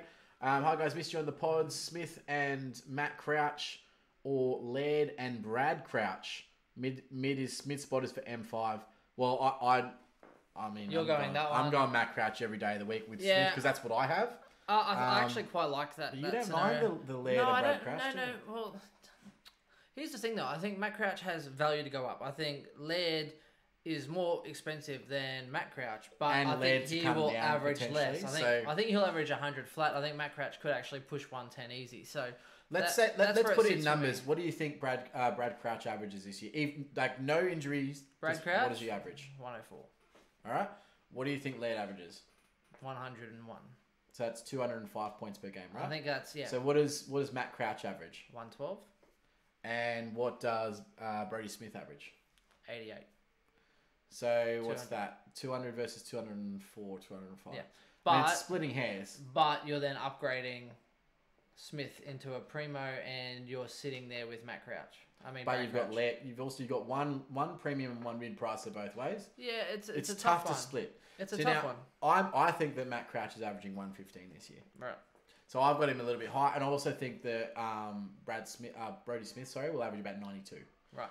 I think Brad Crouch is probably somewhere between 95 to 100. I don't have him quite. Oh, I had him about 100 flat, but you could say you said without him being injured. Yeah, exactly. That would then mean that he has more games with his high ceiling to then push 104.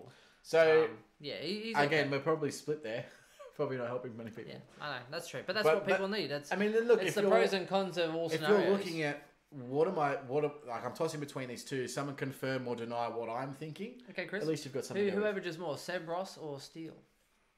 I've got them both averaging around the same. You can't sit on the fence. I literally wrote their averages as the same. Don't sit on the fence. But Seb Ross is more expensive in standard, and Steele's in that bargain basement price. So you're saying Steele's better? Steele's a better pick. Okay. Definitely. All right. Carlito says Stonesy had 2. Oh yeah, yep, Callum Ward. Thanks, Perth. He's 2 hours behind you, everyone. He'll Thank catch you very up. much. Bring back the Silver Fox. Thanks, Nate. It's probably going to be coming back soon.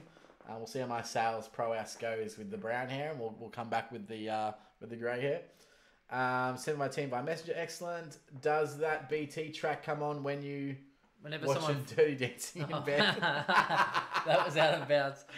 It was out of bounds. Every time someone comes up. You should see what happens when we have a donation. And by the way, if you do want to donate, you can jump on our Twitch page at the bottom there. There's a donation tab, and it goes straight to our donation link. Yep.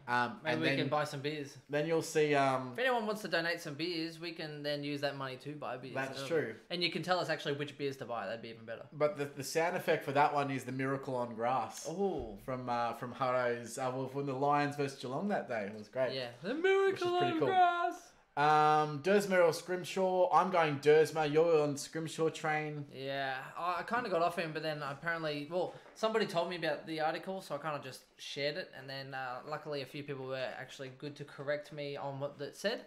I was a bit busy at the time, so I just kind of shared it because I trusted what people said. But apparently Scrimshaw, he had some issues coming from Gold Coast, so he had to do some catching up with fitness and whatever else, but he's good to go. Yep. So I actually don't see anything wrong with him. Also, Birchall's now out for another couple of weeks doing a calf, so that actually improves his job security for mine. Fair enough. I'm actually, if I had the money to go Scrimshaw, I'd have Scrimshaw over Dersma, but I don't, so I'm going Dersma. Fair enough. Which is also why I'm looking at maybe going Dersma to Wilkie, and I haven't decided yet. That could be the one last change to my squad currently, so we'll see. You'll change them I all. also like taking that little risk. It's kind of makes me feel on the edge. Like, oh yeah, it's taking a risk. I don't know. It's like, a fucking shitty risk to take on it. Chris, yeah, it's like masturbating with the door open. Just like that little bit of risk. I hear a car coming down the driveway. Oh, we can't say that. No, we can. We could say There's that. nothing wrong with that. It's just paying yourself out. Okay, because no one else does that, eh? That's fair. Oh, wow. Things we get up to on this podcast. Okay. Ice Truck Killer says, heartbeats ain't cash cows. They're historically slow burners. I don't get what that means, but I'm okay with you explaining to me. Thanks, Ice Truck Killer. Just posted my team. Thanks, Clarky. Cheers for the comments. Yeah, thanks, Aussie Gamer. Cheers for your opinions, boys. Thanks for Where's Wally. How good is the movie The Greatest Showman? Oh, dude, The Greatest Showman is so good. Dude, I reckon I've seen that movie at least 15 times, and it's only been out like 6 months. Nah, it's been It's out long. so good. It's been out longer. I've watched like every special, the DVD extra. Oh, Well, it's not I've even probably DVD seen, I've these probably days. seen it about 10 times. So good. I really want to go to that Hugh Jackman. Oh, if you get a chance, Where's Wally? Google Hugh Jackman Brit Awards. He did the Greatest Showman live, and it was amazing. It was fantastic. So I'll totally do that. And Why don't you Team just PM each other? we will. Team in Org just says, put my team in, yep, and got to head off. Can you reply to my tweet? My team, yes, of course I will. And check back on here. This does record live to Twitch. So if you want to check back later, you can actually just go straight to Twitch and just watch a replay and of then this. just kind of say, hey, guess what? I'm sitting at, however many minutes are we on now, Chris? An hour. So we've got to move on. All right, now on to Brad. So Brad Mason Wolf. Thanks, Brad. Brad's been a long time follower. Yeah, Fozzie. All right, so he's got Jake Lloyd. Brad Mason. So literally exactly the same defense as me. Literally exactly the same. Midfield, the midfield 4 is the same. Midfield 5 is the same. Wow. Actually, the whole midfield Actually, is the the entire same. midfield is the same except for Nick Hines. He's got Menegola, though, as with Heaney. Okay, cool. So enjoy that heartache, but otherwise, love it. Great team. I mean, I can't really say much about that. That's literally almost identical except for Menegola versus Gray, right? Yeah. And Hine versus Gibbons I've got as well. I can't say much about that team, but well done. You rambled on for about 20 minutes about yeah, your team, exactly. So no point in fair going on call. that. Well done, Mace. I think it's a good team. Again, we'll see who's better at the end of the year, but love it, mate. Don't worry about that. All right, on to Brady Bennett. So we've got Sicily, Hearn, Williams, for a strong backline. Collins, Dersma, Wilkie. I like the Wilkie pick. Burgess on the Pine and Hoare. We've got in the midfield the same midfield 4 that I have. So McRae, Cripps, Oliver, Neal. He's got Steele at M5, which I don't mind. Sammy Walsh as well. I don't mind that at Buddy. M5, yeah. You don't really want to have those speculatives at M4. You want to sort of divide that at M5. Yep. So these structures are all very similar to our. Because you're essentially banking on Steele over, say, a Brad Crouch or someone like that. I think if you're going guns and rookies, you kind of get restricted by if you're going Gordon Grundy, which I think most people are. This is the structure that I think almost everyone will have. It's going to be 3 defenders, 3 forwards, 5 mids. Because so 2 much rucks, money's and tied. then So much money's tied up into the rucks, and again, all those rookies are expensive. Other years we've had 117, 100, 120k mids and whatever else. So many of them. Whereas this year, the ones showing promise are 157k, 148k. That's in the midfield. 200k in the midfield. Another 188, 150, 150 in your defense. The other thing is as well, we've never had a year really, well, in the last 5 years at least, where we've had 2 absolutely dominant ruckmen.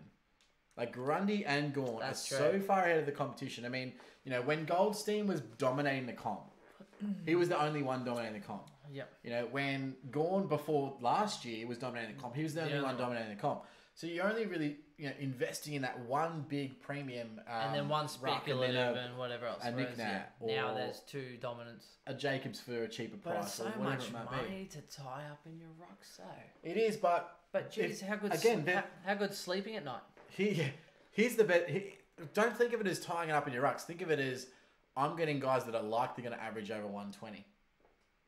Because there's not many of those. There's only last year there was Gawn, there was Grundy, there was Titch who's not playing, there was McRae, and that's it. Yeah. Then there's Danger. Danger I think was 121.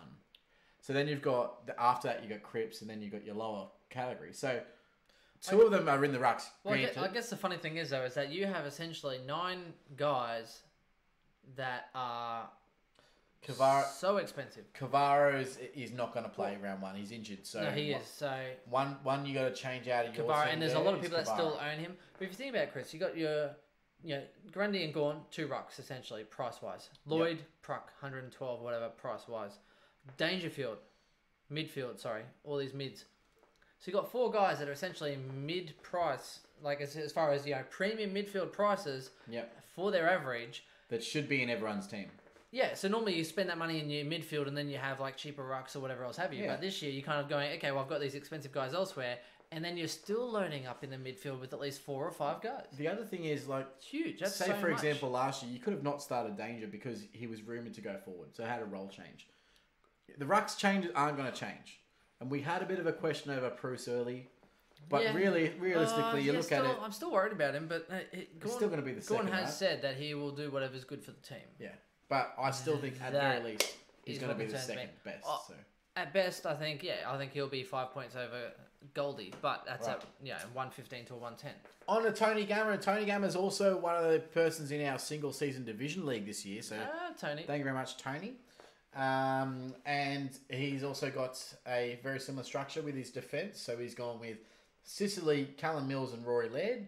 So I And like the Smitty. Mills pick. I just prefer Williams. Yeah. Now, that's my personal opinion. Yeah, I'm with you on that. But I tell you what, if you want to take a risk on Mills, he could be one to really go 100 plus this year and completely blow us out of the or at water. least 95, he could do. Could. I don't hate the Mills pick at all. I just can't pick him. I don't hate I just it. don't like I having like it. Lloyd and Mills in the same. Yeah, exactly right. Yeah. Well, Sicily, don't hate it. I'm glad that someone else is doing the risk. I had him all preseason until he played forward in JLT1. So I was on Sicily big time. So I like the pick. I'm just not that confident on it in terms of myself. Laird, again, you can't really go wrong. I think he's going to be top 6 anyway. And then you've got pretty much no problem with your rookies there. Midfield, so you're going 4 with the mid-pricer, which is what you're doing in one of your teams. correct, except when you got Matt Crouch and Brayshaw. Well, it's a bit cheaper, isn't it? Well, it's cheaper, but you're also banking on them being top 10. If Yeah. those two aren't top 10, then they're going to be performing enough that you're probably not going to want to trade them, but then they're not going to be scoring you enough that they're still top 10. I So mean, it's you're picking Brayshaw to average premium numbers there. Yeah. That to me says He needs to Brayshaw's go- going to be guaranteed top 10, but Brayshaw, don't know essentially, he needs to go at least 10 to 12 points a game more. yeah, no, bigger. I reckon 15. Well, he was maybe. 97 last year. Okay, so he needs So to he go at least needs 13 to 15. 15. Yeah. Yeah. I reckon to get top 10 this year, I reckon he's going to need a 15 points per game increase. I'm not sure he's capable of that. Not with the way that he scores. Very rarely goes over 120. Don't get me wrong. Very consistent midfielder, and he goes a lot between that sort of 95 to 115. And great for, fantasy. If you like Yeah. fantasy, go play fantasy. But his Supercoach scores, I think he only went over 120 last year twice, the entire year. That's a red flag for me. Your premiums like your Matt Crouch or your Oliver or your McRae or your Cripps, they go over 120 at will. Every single week, it seems like they're going over that. So Or guys for that, him guys to that do it use this it well, year, even it could Nat happen. Fife or whatever. Yeah. But is it likely? Is it, Nah, anyway. I'll let other people pick him, and there's a lot of people. I picking like him. Libba. I actually I had a very similar structure for a while in my team with 4 premiums and a single mid-pricer. But it just felt uneasy to me. And that's why I went with the 5 premiums in midfield. That's fair. If I can find the money, I'd like to not do that. But then And I'm assuming, he's got such more good money in value. his forward line, which makes more sense. So you've got the 3 premiums with the mid-pricer there. So a lot of people are going with this sort of system with Toby Green at F4, which I like. Then you've got Drew Parker, Petroselli, and Setterfield. Can't say much about that. They're all going to be good picks.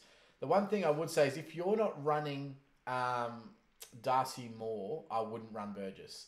So I think in your first... Yeah, you've got Burgess in the top here. I wouldn't be running Burgess if you're not running Darcy Moore. I would choose either Marty Hoare at that price, or Callum Wilkie, or Dersma. There's quite a few options. I know he's got Dersma in midfield here. So Wilkie or Hoare, I would be running over Burgess. And Wilkie's... Hoare's already on field, so you'd be... Yeah. Wilkie. Oh, okay, cool. Yeah. So who are we missing here from defence then? Essentially Collins. you'll put Clark in on instead of Hoare, So essentially. you don't have Collins, I'm assuming that's I'd play Clark over Hoare on field, and then I would then put Wilkie or someone on instead for Fair sure. enough. Okay, Christian Paul Butler, another person who's in our league at the moment, our draft league. So pretty much identical backline to myself, with the exception of Dersma on field instead of... I've got Darcy Moore in the back line. However, if I was running Darcy Moore forward, I'd have Dersma on field. Midfield, again, he's got the 5 big mids. 6. And then he's gone with the 6 at Brad Crouch, which is, Toby Green at F3. Okay, so... And that'd be why. Yeah, well, he's running a Darcy Moore at F4. So that's not terrible. However, what we've said is essentially what you're doing then is if Toby Green goes down or injured or whatever, or spuds it up and starts averaging 60 a week, you're really in a bad position because you're going to be having to run every single week a Matt Parker or a Petroselli on your field. Or one down, one up as soon as you can to try and get 500k. So it's not... it's risky and it could really pay off, but it's not the most reliable Tell team. you what though, 6 deep in the midfield looks good though. It does. It does. Maybe I'll just go 6 deep in the Daryl said, Ben and Chris, have these 4 podcasts been posted? I can't find them on Spotify. No, they haven't been simply because I haven't got them off Chris and posted. And we don't have the internet. Yep. So we are filming right now at Ash's parents' place because my place, unfortunately, has not got the internet connected yet. So we haven't been able to upload our regular podcast to our normal platforms and not even to YouTube. They are live on Twitch because we're filming it live and it automatically uploads. However, we will try hopefully tonight or tomorrow or whatever we can. Yeah, tomorrow I'll try and do some to uploads. get as many up as we possibly can. So, sorry about that, guys. It'll be just in time for tomorrow and Friday for you to listen and make your changes. So that'll be fine. Mark Stone says Cousins versus Walsh, expected averages. Oh, Jesus, Walsh, 100%. Walsh every day of the week, and there's 2 reasons for this. But Cousins in a role right now where I think it could be changed within 2 weeks. Yep, and Walsh every day of the weekend, twice on Sundays. Yep. Cousins you've got Wingard and Scully coming back into that midfield in the next 2 weeks. Guaranteed. Now, Wingard, yes, Scully. Maybe. No, 2 weeks? 2 weeks. They've announced it. They've already said 2 weeks. Jesus. I know. That's a good draft pickup. Whoever Thank you did very that. much. Yeah. Yeah, you're welcome. High five. No. No, you want to trade me? Okay. No, I'm not trading. him. Look, so Scully will be back in 2 weeks, so will Wingard, and there's 2 people that are going to play mid-time that are going to affect midfield rotations in some way. Yep. I don't even know if he's going to be in the team in 3 weeks. Now, Well, I don't even want to choose Walsh at 207k. If Birchall comes back as well, it just adds another complex layer to the whole setup. Well, they said that he's just had another calf strain. Yeah, so it's 2 gonna be weeks or another... something. Yeah, but then they might ease him in anyway after that. So, Yeah. interesting. Anyway. But yeah, so to me, I don't even want to spend the money on Walsh, but I am because he's a prodigy. Like, he's literally one of a kind. I know. I'm not going to spend an extra money on Cousins. I'm trying to get him in our keeper league, but that's just Fair call. not happening just yet. Thank you very much. Excellent. Nelson Moody. Let's jump into hands here. off. Stands off him, Stone. Hands off, Stone. Hands off, Stonesy. True. This is the Joyce gift. The Joyce. I love So it. good. So good. Just friends. Now, so great backline again. Whitfield, Lloyd, Smith, Collins, Scrimshaw, Jay Clark. I think most people are going to have a very similar backline. The one that was funny was Joyce. So obviously Nelson, Joyce do not even think about. Joyce had a game last year, a full game where he scored -3. He played the whole game. So do not even think about. Yeah, he'll play, but do not even think about him. Wilkie, possible. Joyce, Joyce. No, cancel him out of your team. Or maybe Burgess or whatever it may be. We've all again got the 4 premium mids, the 4 big bids with the 1 mid-pricer, which is the Brad Crouch, which seems to be a similar theme, again with the Brody, the Gorn-Grundy combo. Dunkley, you're loving it. And then Darcy in the back here as well. So, very similar structure to what we've looked at, which I like as well. The only consideration is, of course, Joyce. I would definitely change him out.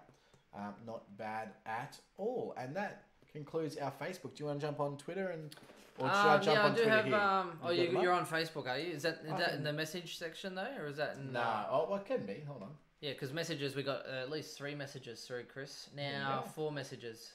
Okay, let's have a look at the live guys that are sending their teams through now for review. Hold on, guys. Yeah, we got 3. Isaac, Tom. Well, I know you already got. Did you already see Wally? No, I don't think so. Wally and Tim. They're on our Facebook, and then Twitter would be elsewhere. So. Alrighty, here we go. Let's start with Tim sending through his thoughts on his team. Yeah, scroll to the bottom. Yep. Alright. Oh, sorry, guys. You probably can't see that, so I'm going to read it out. Nah, that's not going to work. No, there is like a Zoom function on the laptop somewhere, but it'll be screwed if I know where that is. It's over here. Here we go. Zoom. Bang. Hey, it's a bit blurry. That's okay. You can kind of see. I'll read it out anyway. It's Sicily, Whitfield, Brody Smith, Sam Collins, Jordan Clark, Dersma. So Very similar backline. I like that as well. Cripps, Oliver, Fife, Neal, and Brad Crouch. So very similar to the last one we had. Oh, 2 mid prices. It's gone deep. Risky, but I don't hate it because they've got. The issue is you go 2 mid prices and you're screwed because what happens if, say, Brad Crouch goes down? You ideally want to trade him down to a Liberatore. I mean, you do have an option of, say, Anthony Miles. Yeah. Or a Hanna-Brief if he gets in. I don't... give him a couple of weeks. Dude, they've been saying just a couple more weeks. I don't know, what about that hamstring awareness crap? And that was like, how long ago was that? How long ago was that? I've listened to a couple of interviews with Alan Richardson, and he said every single time they try and increase his training load to AFL capacity, he dies. He falls over and he can't do it. Like his hamstrings won't let him progress to AFL standard training. Maybe I should try and trade him now. Get out of my I've sight. got him in one of my draft teams as well. Trade him. Hannah's is a very, very big risk this year. And again, exact same forward line as the one we said before. He's got Noah in there. So, yeah, get in there with the bolter. Well done.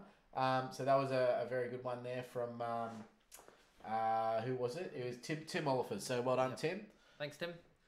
Over to Wally Wallace. Looks like a lot of people. William Wallace? Looks like, William Wallace.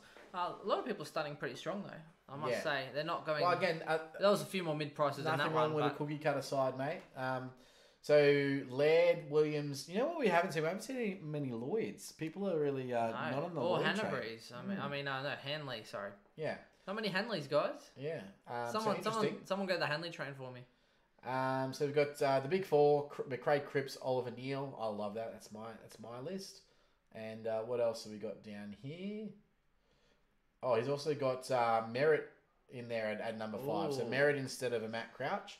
I don't mind a Merritt. I had Merritt in my preseason team all year until Matt Crouch in the JLT. That's the one. Well, I think Merritt's only about 4 or 5% as well, which is the plus side. I think Matt Crouch is probably up to about 13 or 14% based on his JLT form.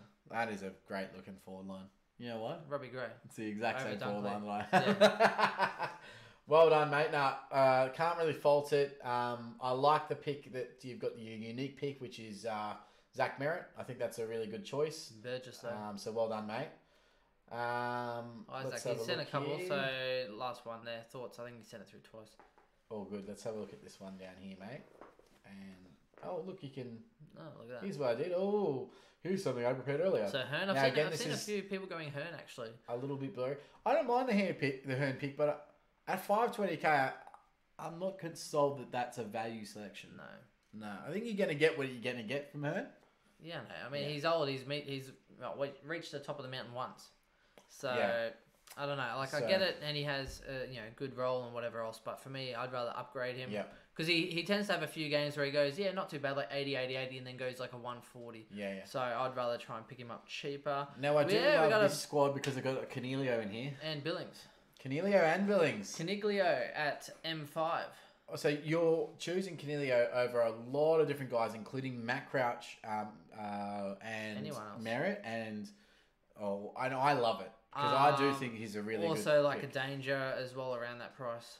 I mean, a Dusty Mutton, sorry. And he's got Billings at F3, so I don't mind that. I have had Billings in a lot of my sides this preseason. Yeah, so that's where he's sacrificed the value. So instead of going a, say, 550k mid, he's gone a little bit more expensive in midfielder and then gone with a Jack Billings at F3, which again, I don't hate. But I do like, it's a bit of a risk. It's a funny one, though, because it's like, would you rather Canelio and a Billings, or would you rather, say, a Brad Crouch and a Robbie Gray? Interestingly, you've got a lot of cash there on the pine. He's got $83,000. So, potentially could be spent maybe getting a Haitley instead of a Gibbons. Yeah, he's only got the Clark. Oh, he's got Clark and Scrimshaw and Collins. Okay, fair call. I would go... If you've got the money, Haitley is going to make you a lot more cash than Gibbons, in my opinion. Yeah, or that, or you could actually throw 80k on Billings. Do you want to? What do you get there? I think I think that if he's chosen Billings, I do like Billings. He likes the 5% on Billings. Like, trust me, if I had some balls, which I don't, I would actually start Billings and Hanley. Fair call. 3 and 5%. All right, now we got 2 more that have just come through here. I'll get up Twitter as well. Barbecue Barbs, thanks for getting your team up, mate. Good stuff. All right, here we go. Oh, here, I like this. Look at this defense. Lloyd Laird, Zach Williams, and Brody Smith. That was my cookie cutter at the start before JLT and before I loved it. Oh, but you can see where he's made room. Yep. But at least he's got the big four. So you know that you're not going to need to trade those boys. Those boys are going to play, likely going to be 22 game players. They're all going to be averaging well. And, there's not really a question marks over their ability, right? You're not going to see them drop 50 to 100 grand. But I think those M7 and 8...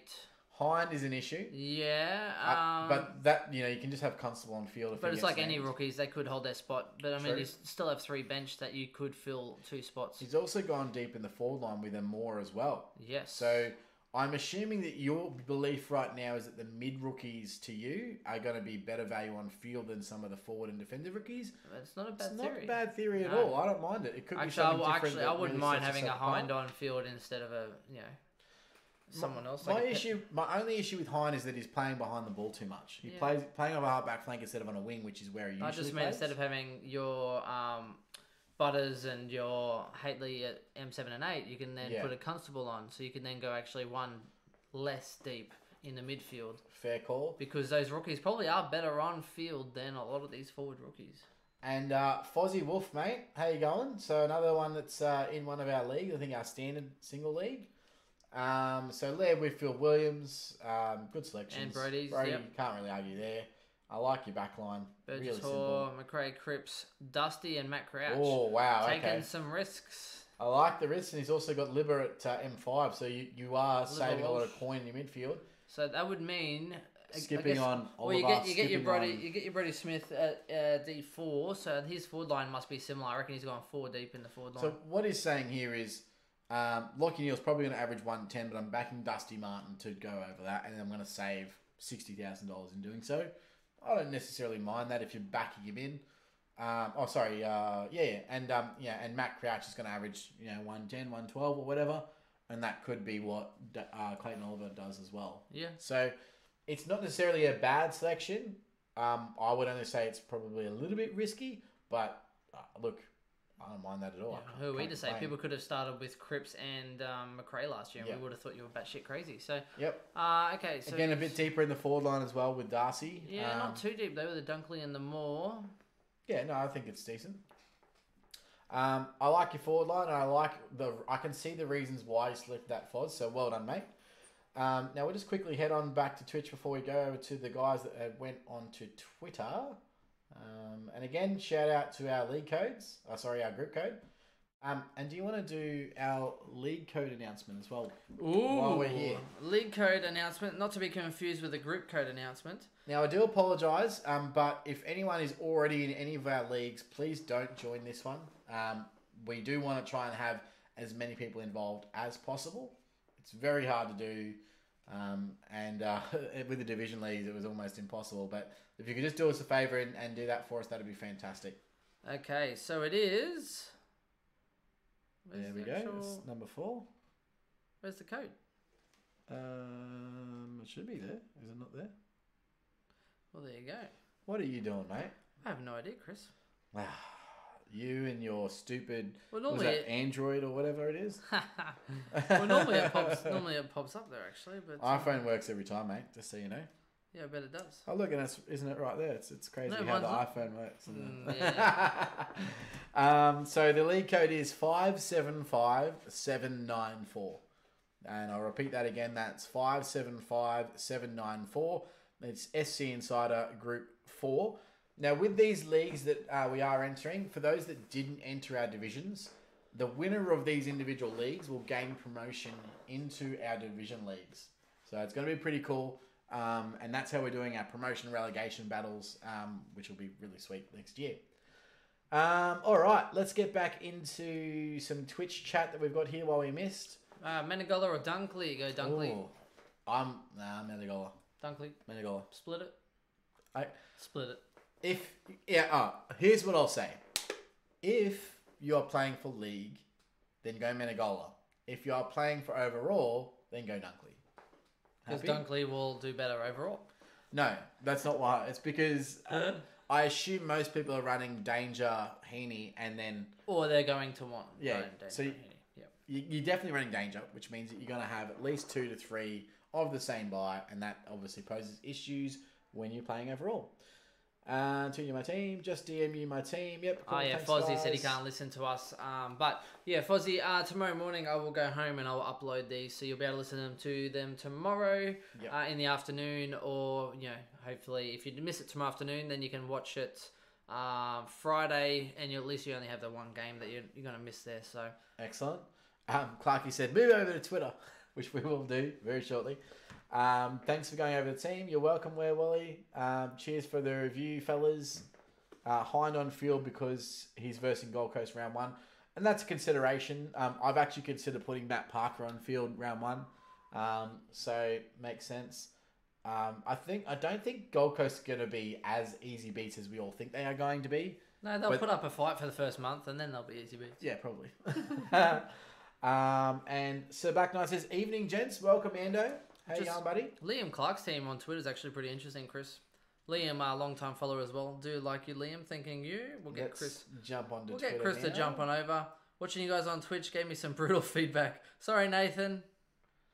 All right. Oh no, give me some brutal feedback. Right, we'll get to that. Here we go. Give me 1 second. Here we go. I see Witherden. I'm intrigued. He's gone 6 deep in the midfield. All right. So the first one, Liam Clark is the first one there. So welcome, Liam. Let's have a look at your squad, mate. So we've got, let me try and zoom this. Bit of crispy. Lloyd, Crisp, Brody Smith. Okay, I don't mind Crisp. Crisp is probably the safest pick you could probably have. He's not going to, you can't see him going down, can you? 95, I think he Well, averaged. if I close my eyes real hard, I can. Wow. Hey, you left that open. I don't think he's going to be someone who can really improve his average. Nah, me either. Now, again, I'm a little bit biased with Crisp, but he has his games where he goes big and he goes 110, 120, 130, and then he has his 60 games. Well, he also has. And his consistency is the issue. Correct. I mean, it's 1 week he's playing for Brisbane, the next week he's playing for Collingwood. The guy's not consistent at all. Well, the other issue is that I don't necessarily think it's his issue. I think that there's just too many points shared around Collingwood. So if he doesn't go well, then Jeremy Howe goes well. If he doesn't go well, then it's going to be Darcy Moore that goes well in the back line. Yep. Some games you have Tom Langdon take 12 intercept marks and he goes well. So there's too many points in Collingwood's team. And yes, they are the overall points scorers in terms of maximum points. Yes. The whole what I'm saying is Collingwood team score more score better. Supercoach points than any other team in the league. However, are you choosing any Collingwood players this year? No.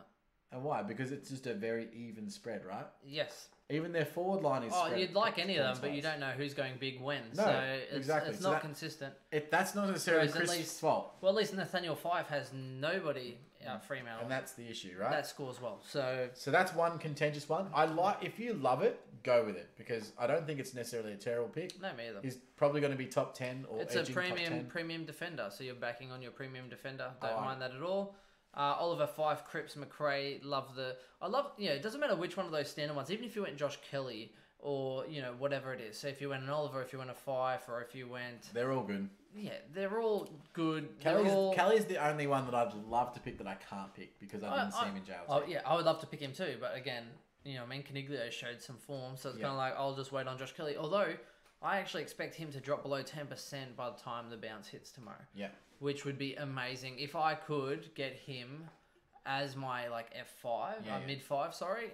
Well, in my 5 setup, if I went 5, which I haven't, but if I did change my side, Chris, under 10%, I might actually go Josh Kelly. If he gets under 10%.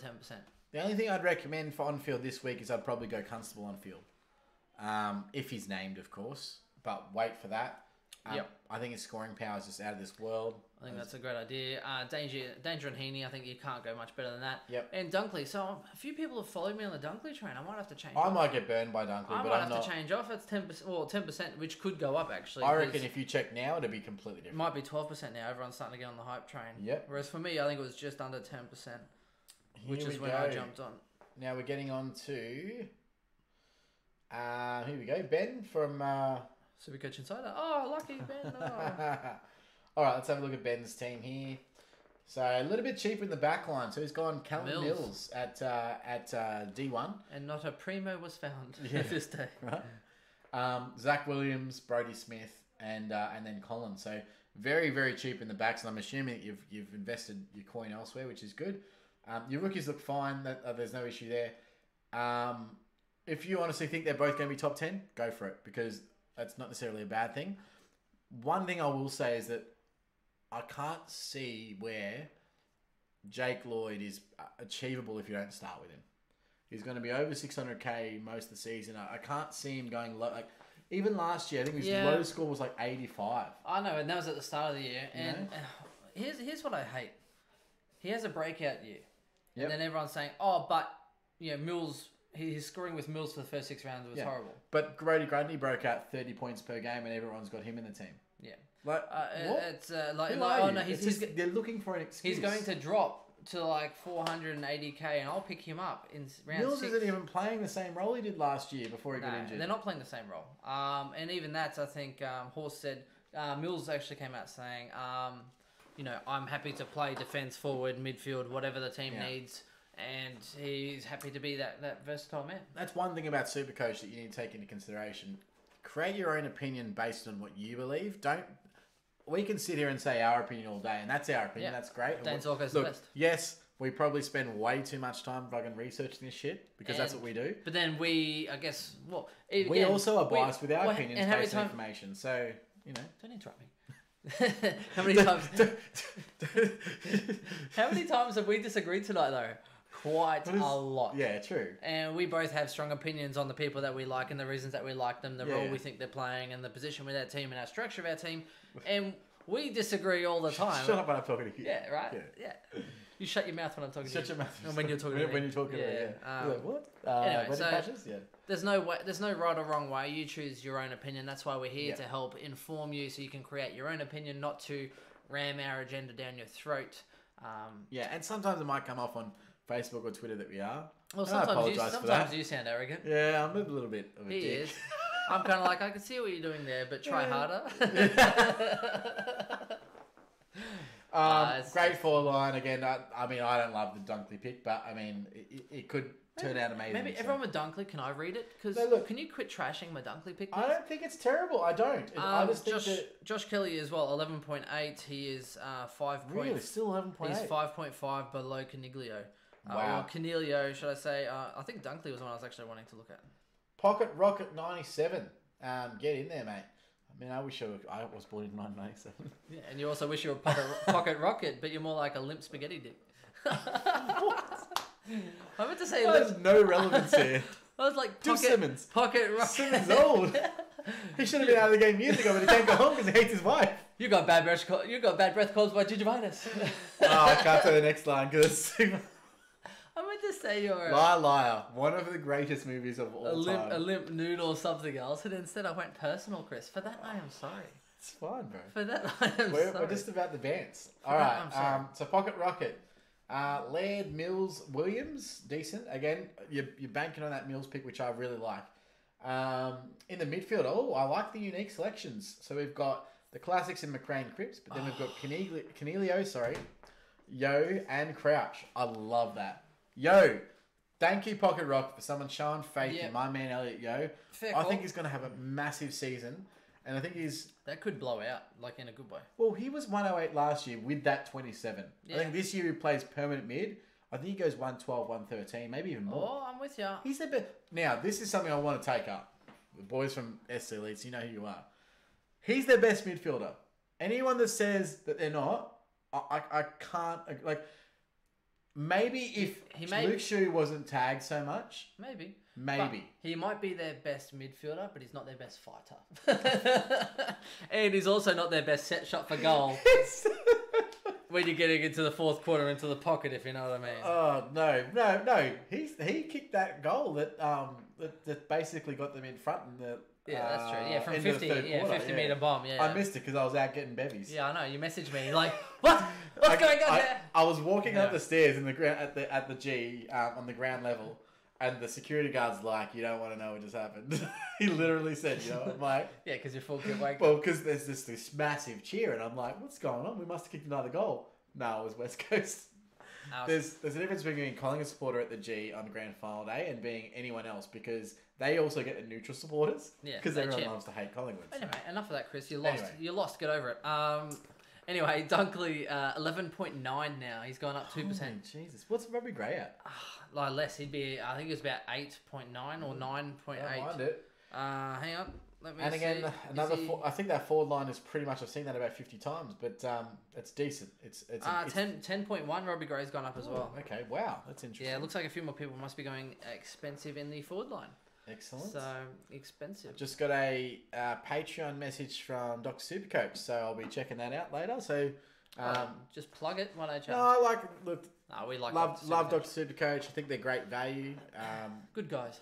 They're good guys, and they enjoy the banter as well. And I've listened. I think we both. We say all the stuff they can't say on air. Yeah, so. they're probably jealous of us. Yeah, jokes about the casting couch. I can't believe you said that. No, worth it. Meanwhile, same as SC Elites, I think when they were doing some of their, they did their draft, they did a drafting session and they announced that and whatever, and then it was a bit more about banter and there's a couple of swear words in there. And I was like, oh, SC Elite swore. Nah, I think we also like the boys over there. Oh, we do. And well, look, Corey Bumps, Love and Life. I think we also pretty much like all of the people in the community. So we don't have any beefs with anyone because we just like the banter, we like the fun. Oh no, like most of it, we don't really pay out on anyone. We kind of try and build up the community. Yeah, we're about building the community, but not I think, tearing it down.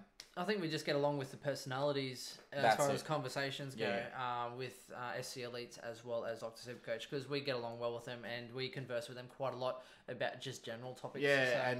and probably people don't even notice, but obviously we message between groups and when we need advice, I go to like Pistol or JB or whatever, or if you just want to talk about soccer or something or other. Anyway, yeah, fair call. Anyway, keep on track, Chris. Come on, round we them do. up. So here we go. So we've got I think Nathan here as well. Travis Boak. I actually like the Boak pick. Probably not that high. I would prefer to see him maybe at. I don't He's mind. got Darling though, Chris. Come on, you can't now hate Boak. That forward line, I Yeah, actually see, really now you enjoy. can't hate Boak with a I Darling. actually really like that. Now line. he's sold. He is I sold. might change my forward line. Look at that. That looks and sexy. he's got Steele in there as well as an affordance. Tell you what, this is a decent team. Look, let's take it from the top. We've got I know where it's ruined. We've for got me. Shannon Hearn, we've got Zach Williams, we've got Brodie Smith, we've got Darcy Moore in the back line. So there's a lot of money spent in the back line. Shannon Hearn at D1 has ruined it for me. They don't have.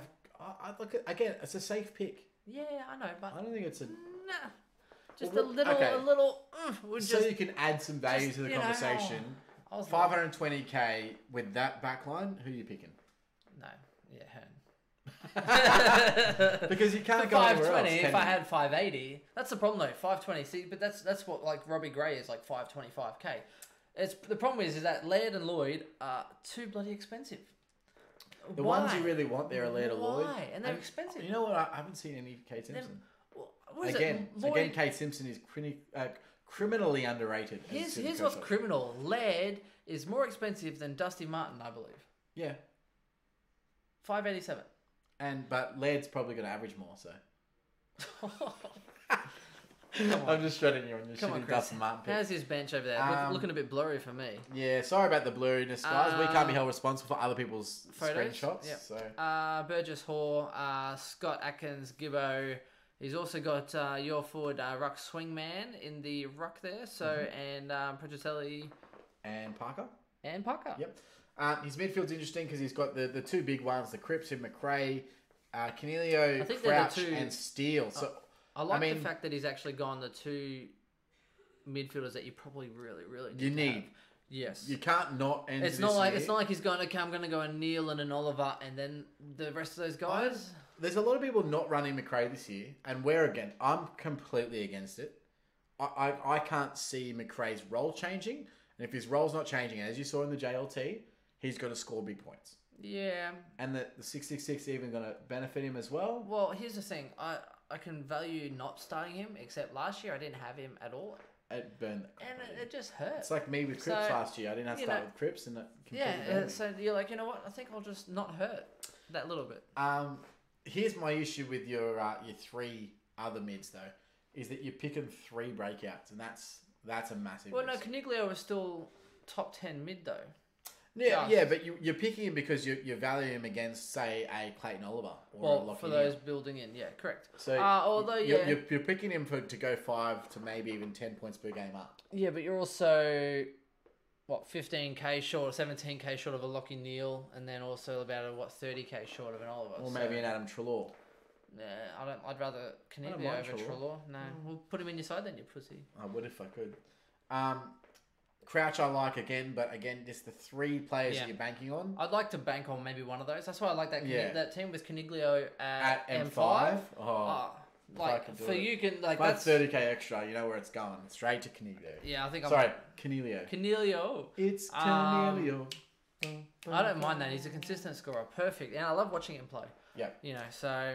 And this forward line, I love the Jack Darling pick. He was in my forward line for a long, long time. Yep. I just can't afford him.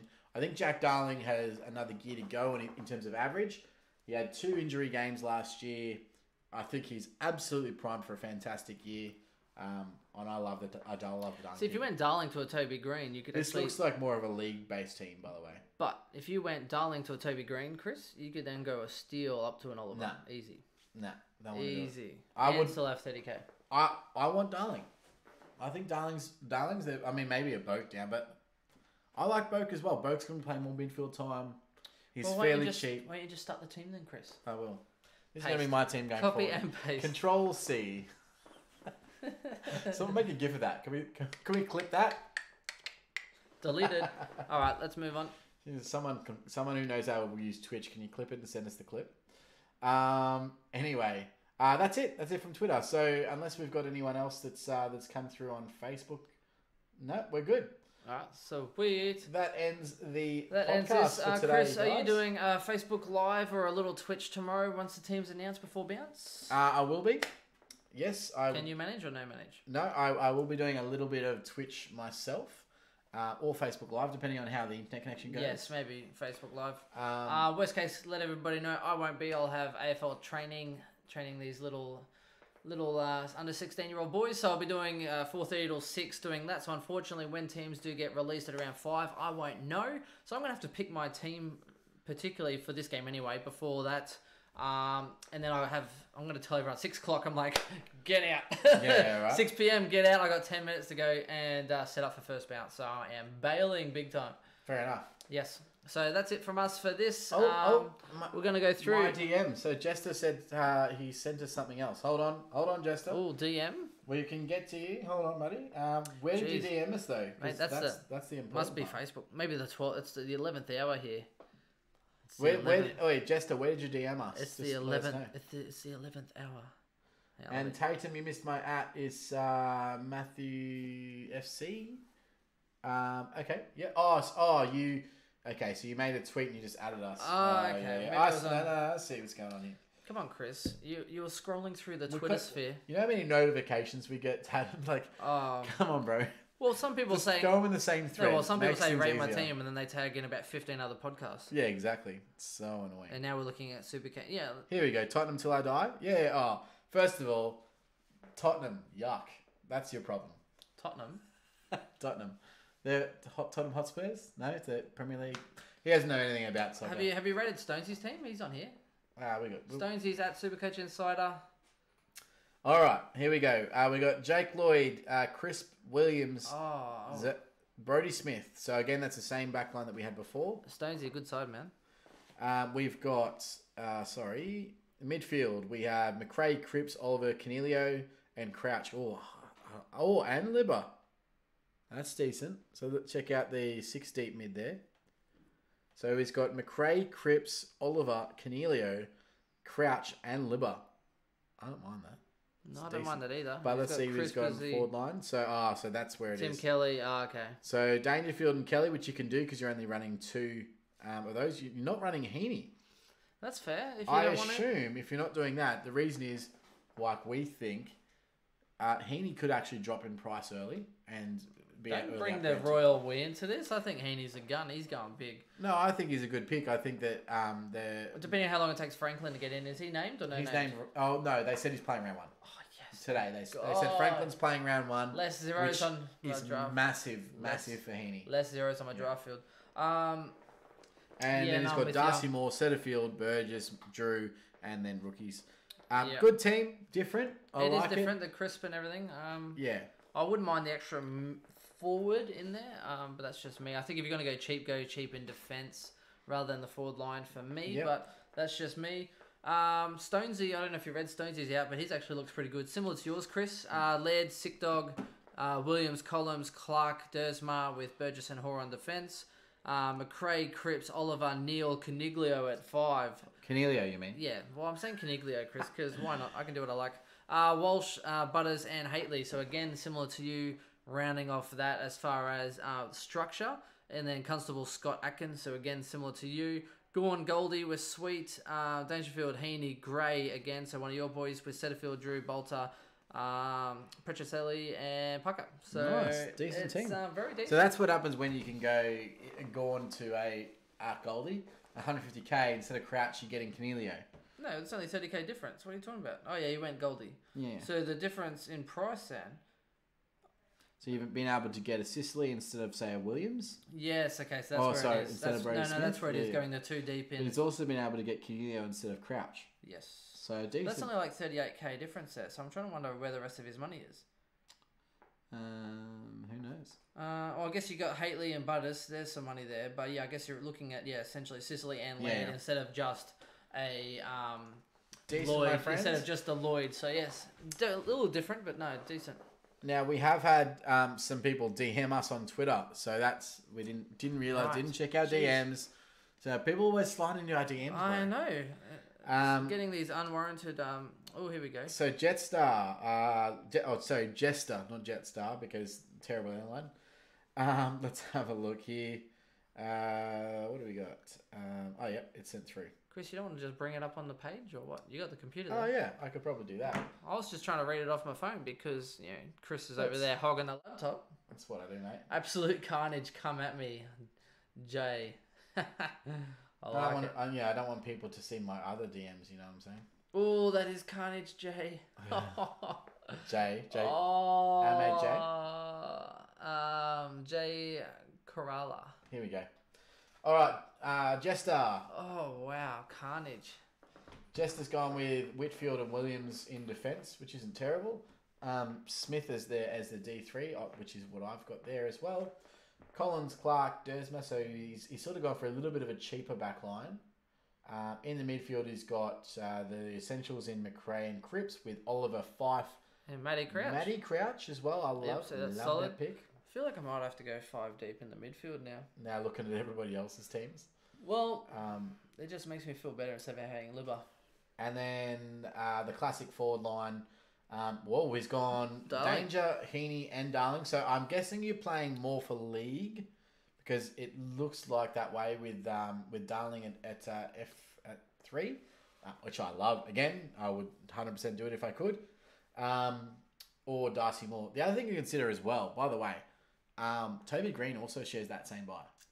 I'll get out my side then. So if you've got Toby Green at F3 or 4... Upgrade. Yeah, it's not necessarily. I think you can probably carry 3 in that buy, but that means you can't upgrade to anyone like a Menegola, a Kelly, a Darling, a Green. Upgrade them to the week after the buy, but not before the buy. No, not before. You can't have 4 if you're playing for overall. There's no way. Like you'll just ruin your list for the year. Ruined. So yeah, I like that team. I especially like the Darling pick. And looks like you know what you're doing. So yeah, good squad, good structure. Well done. All right. Who else we got in these DMs? Show us your J. Yeah, Where's Jay. Show us. Hey, shout out Jay. Show us the carnage. Come at me. Show us your J. Check it out. All right. So we got. I love Sicily, Williams, Yeah. Smith. Defense is Moore. good. Great. Yeah, perfect. Right now, All check it out. Oh. Oh, here it is. What do you Hey, got? but to be Okay. fair, Oh, there's dumb shit. Oh my god. Oh, did you do this just to piss us off? No. How good is it though? Look. Although to be fair, this could win. break records. Yeah, This it could win Supercoach this year. Or you could. Or you could be ranked 30,000 after week 2. Okay, so look, Jay. Here's what I recommend: create another Supercoach account. Just in case, because if this ends badly, you Bummer. might want to have another account to fall back Your on. biggest issue is not having Patrick Cripps. I honestly think Cripps could potentially be the number one. Where's Cripps? There's no Cripps. Oh, Cripps. No, Missing out on Cripps and McRae, I think, is a huge mistake. However, it has enabled you to go essentially 7 deep in the midfield. You can get away with it. So he's got Dustin Martin, Zach Merritt, Jack Steele, Brad Crouch, Tom Rockcliffe, Dom Sheed, and Tom Liberatore all in the midfield with Sam Walsh, MA. Hey, they're all underpriced. Jesus, they are underpriced. They're all underpriced. And then he's even got a stacked forward line here. Oh, he's got a real cheap rush. He's got Jared Witz at R2, which again could be a huge mistake. I'd actually rather keep Green, get rid of Tom Lynch to someone else, and then upgrade Witz to a better ruck. That's still living dangerous without. Tom Lynch is the biggest risk on this page. Yeah. I can't support a Tom Lynch pick. You don't know what he's going to produce. His last season was, a 65 average or 70 average? 80. Don't get me wrong. I think he's got the potential, but he's barely had a preseason. Yep. Like, if he had a full preseason, was hitting round 1 straps, I'd be like all over Tom Lynch. Yep. He hasn't. He's going to work into the season. He might average at 80. Yep. And don't forget, with Rockcliffe, he's guaranteed for a 150 plus in round 2, is it, Chris? What is it? Round 3? Dude, that's the easiest $10 I've ever made. That's why I forgot about that. Now, before this podcast 5-1, ends, yeah? Zach Merritt versus, who was it? Dustin Martin. Take your side. Come on. It's the highest averager. Do it. Don't be a pussy. I'm Zach rocking up Merritt. full kit wanker in 4 weeks. Come on. What's Do the bet then? So, Dustin Martin versus All right, fine. I'll take Dustin Zach Martin. Merritt. Yeah. Whatever. All right. So, I got Zach Merritt. Yeah. Terms? $0. No, it doesn't have to be monetary. All right. Are we going to make the public decide? Yeah. Up some votes. Last year, we had some really cool interaction from our community out there, which led us to our initial What bet about our terms. other? And Hurley. We also need terms for Hurley versus Hurley versus Shaw. Shaw. He does Shaw. So we've got 2 bets currently. 3 bets with one we know is a monetary one. Which one? The Rockcliffe at $150. $10. Yeah, that's fine. So if you guys could send through some ideas of how we want to... That was out of bounds. That was out of bounds. That was out of bounds. That was out of bounds. Let me have a look at who that was. Thanks, guys, for jumping in here. Yeah, we're wrapping up. Don't worry. We are wrapping up very shortly. And that was Nathan Day 77. So thanks very much, Nathan. That was a massive thanks to all of the followers who follow us tonight. So if you guys are in the community and you guys want to have some involvement in our bet, let us know some ideas about what we should do for the bet. Or even create a poll if you can. I don't know if they can. Or something fun, something cool, something interactive. Full kit wank was pretty good. Yeah. I've already got enough booze still from Chris that'll last me the year. You'll never drink that. Yeah, I will. It'll just take me a while. Yeah, right. And we've got one more person that... geez, you're lucky. 11th hour and a half. Yeah, right. Titan, MMA. Titan MMA. Don't mess with him. Right. Check it out. So he starts off with Laird, Hearn, and Williams, Brody. I like Brody, it. great back. And with Clark, I like that. He's got all the stables in there. I think that's good. Can't complain there. Midfield. Okay, interesting. Not bad. Cripps. I Oliver, actually don't hate. I Matt don't Crouch, hate this. Brayshaw. It's not. I mean, same structure. Yeah. But not as cookie cutter as the rest of the teams, including my team. Yeah. No, I like that. Crouch and Brayshaw, picking Brayshaw as a breakout, which can pay off.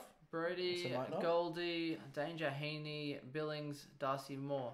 Okay, so that's where there must be the extra cash. money in that midfield going then into that and that. But I don't know, or maybe it's the 4 deep in defence that's throwing me off because you've also gone Goldie cheaper and Billings into Moore. So essentially. There must be the extra 100k in the midfield and the extra 100 and something k, 150k in defence. So it's decent because you're not relying as much on rookie scoring in this team, so which I really enjoy.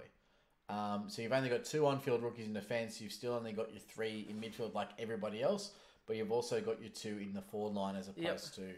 So, look, decent team. Can't really question it. I mean, you're backing Billings, you're backing Brayshaw, and you're backing Goldie to have as big well years. and Goldie. Yeah.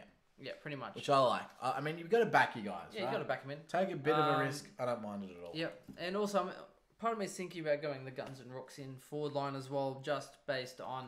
I think you've got a couple of guys coming in the forward line as well. As we said, Kavara, Was it Williamson or something or other for North? He's still a few weeks away, so these couple of guys are there's coming some in. downgrade options coming through. Ling as well from Sydney, who's also injured, who should, I'm assuming, make his way into the best 22 this year because they did draft him for a role last year, so it's been a 12-month wait for him already. So I'm not that worried about some of these scorers.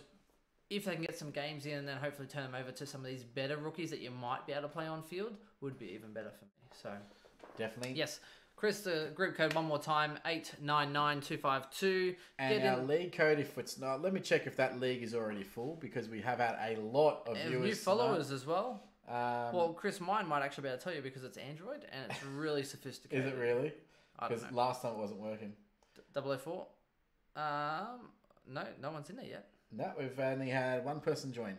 So that league code, I'm assuming that most people that are on our Twitch are probably already in our leagues. league. So Yep. thank you and bless you. Thank you Hashtag for bless listening to us. you for not raping our leagues. But for the guys out there, it is 575-794. Yes, thank you very much. 575-794. And if you do have any more questions, feel free to shoot them through tomorrow. I'm actually taking the day off tomorrow, so I will be able to record some stuff and do a few bits and pieces around. We will. So I'm not going to uni, so I'll be able to upload, and that way everyone can actually listen to our voices more often. That sounds great. Done. Anyway, thanks again. Thanks for all the community feedback. Tom Williamson for Carlton is back training, by the way. Wonderful. So thank you very much for the community interaction. Love it so much. I'll be back here on Twitch, likely live tomorrow between Team Drop and the game. And otherwise, keep an eye out for our notifications because if otherwise, it will be Facebook Live. It will be. Yes, and I will be following. That was out of bounds. That was out of bounds. That was out of bounds.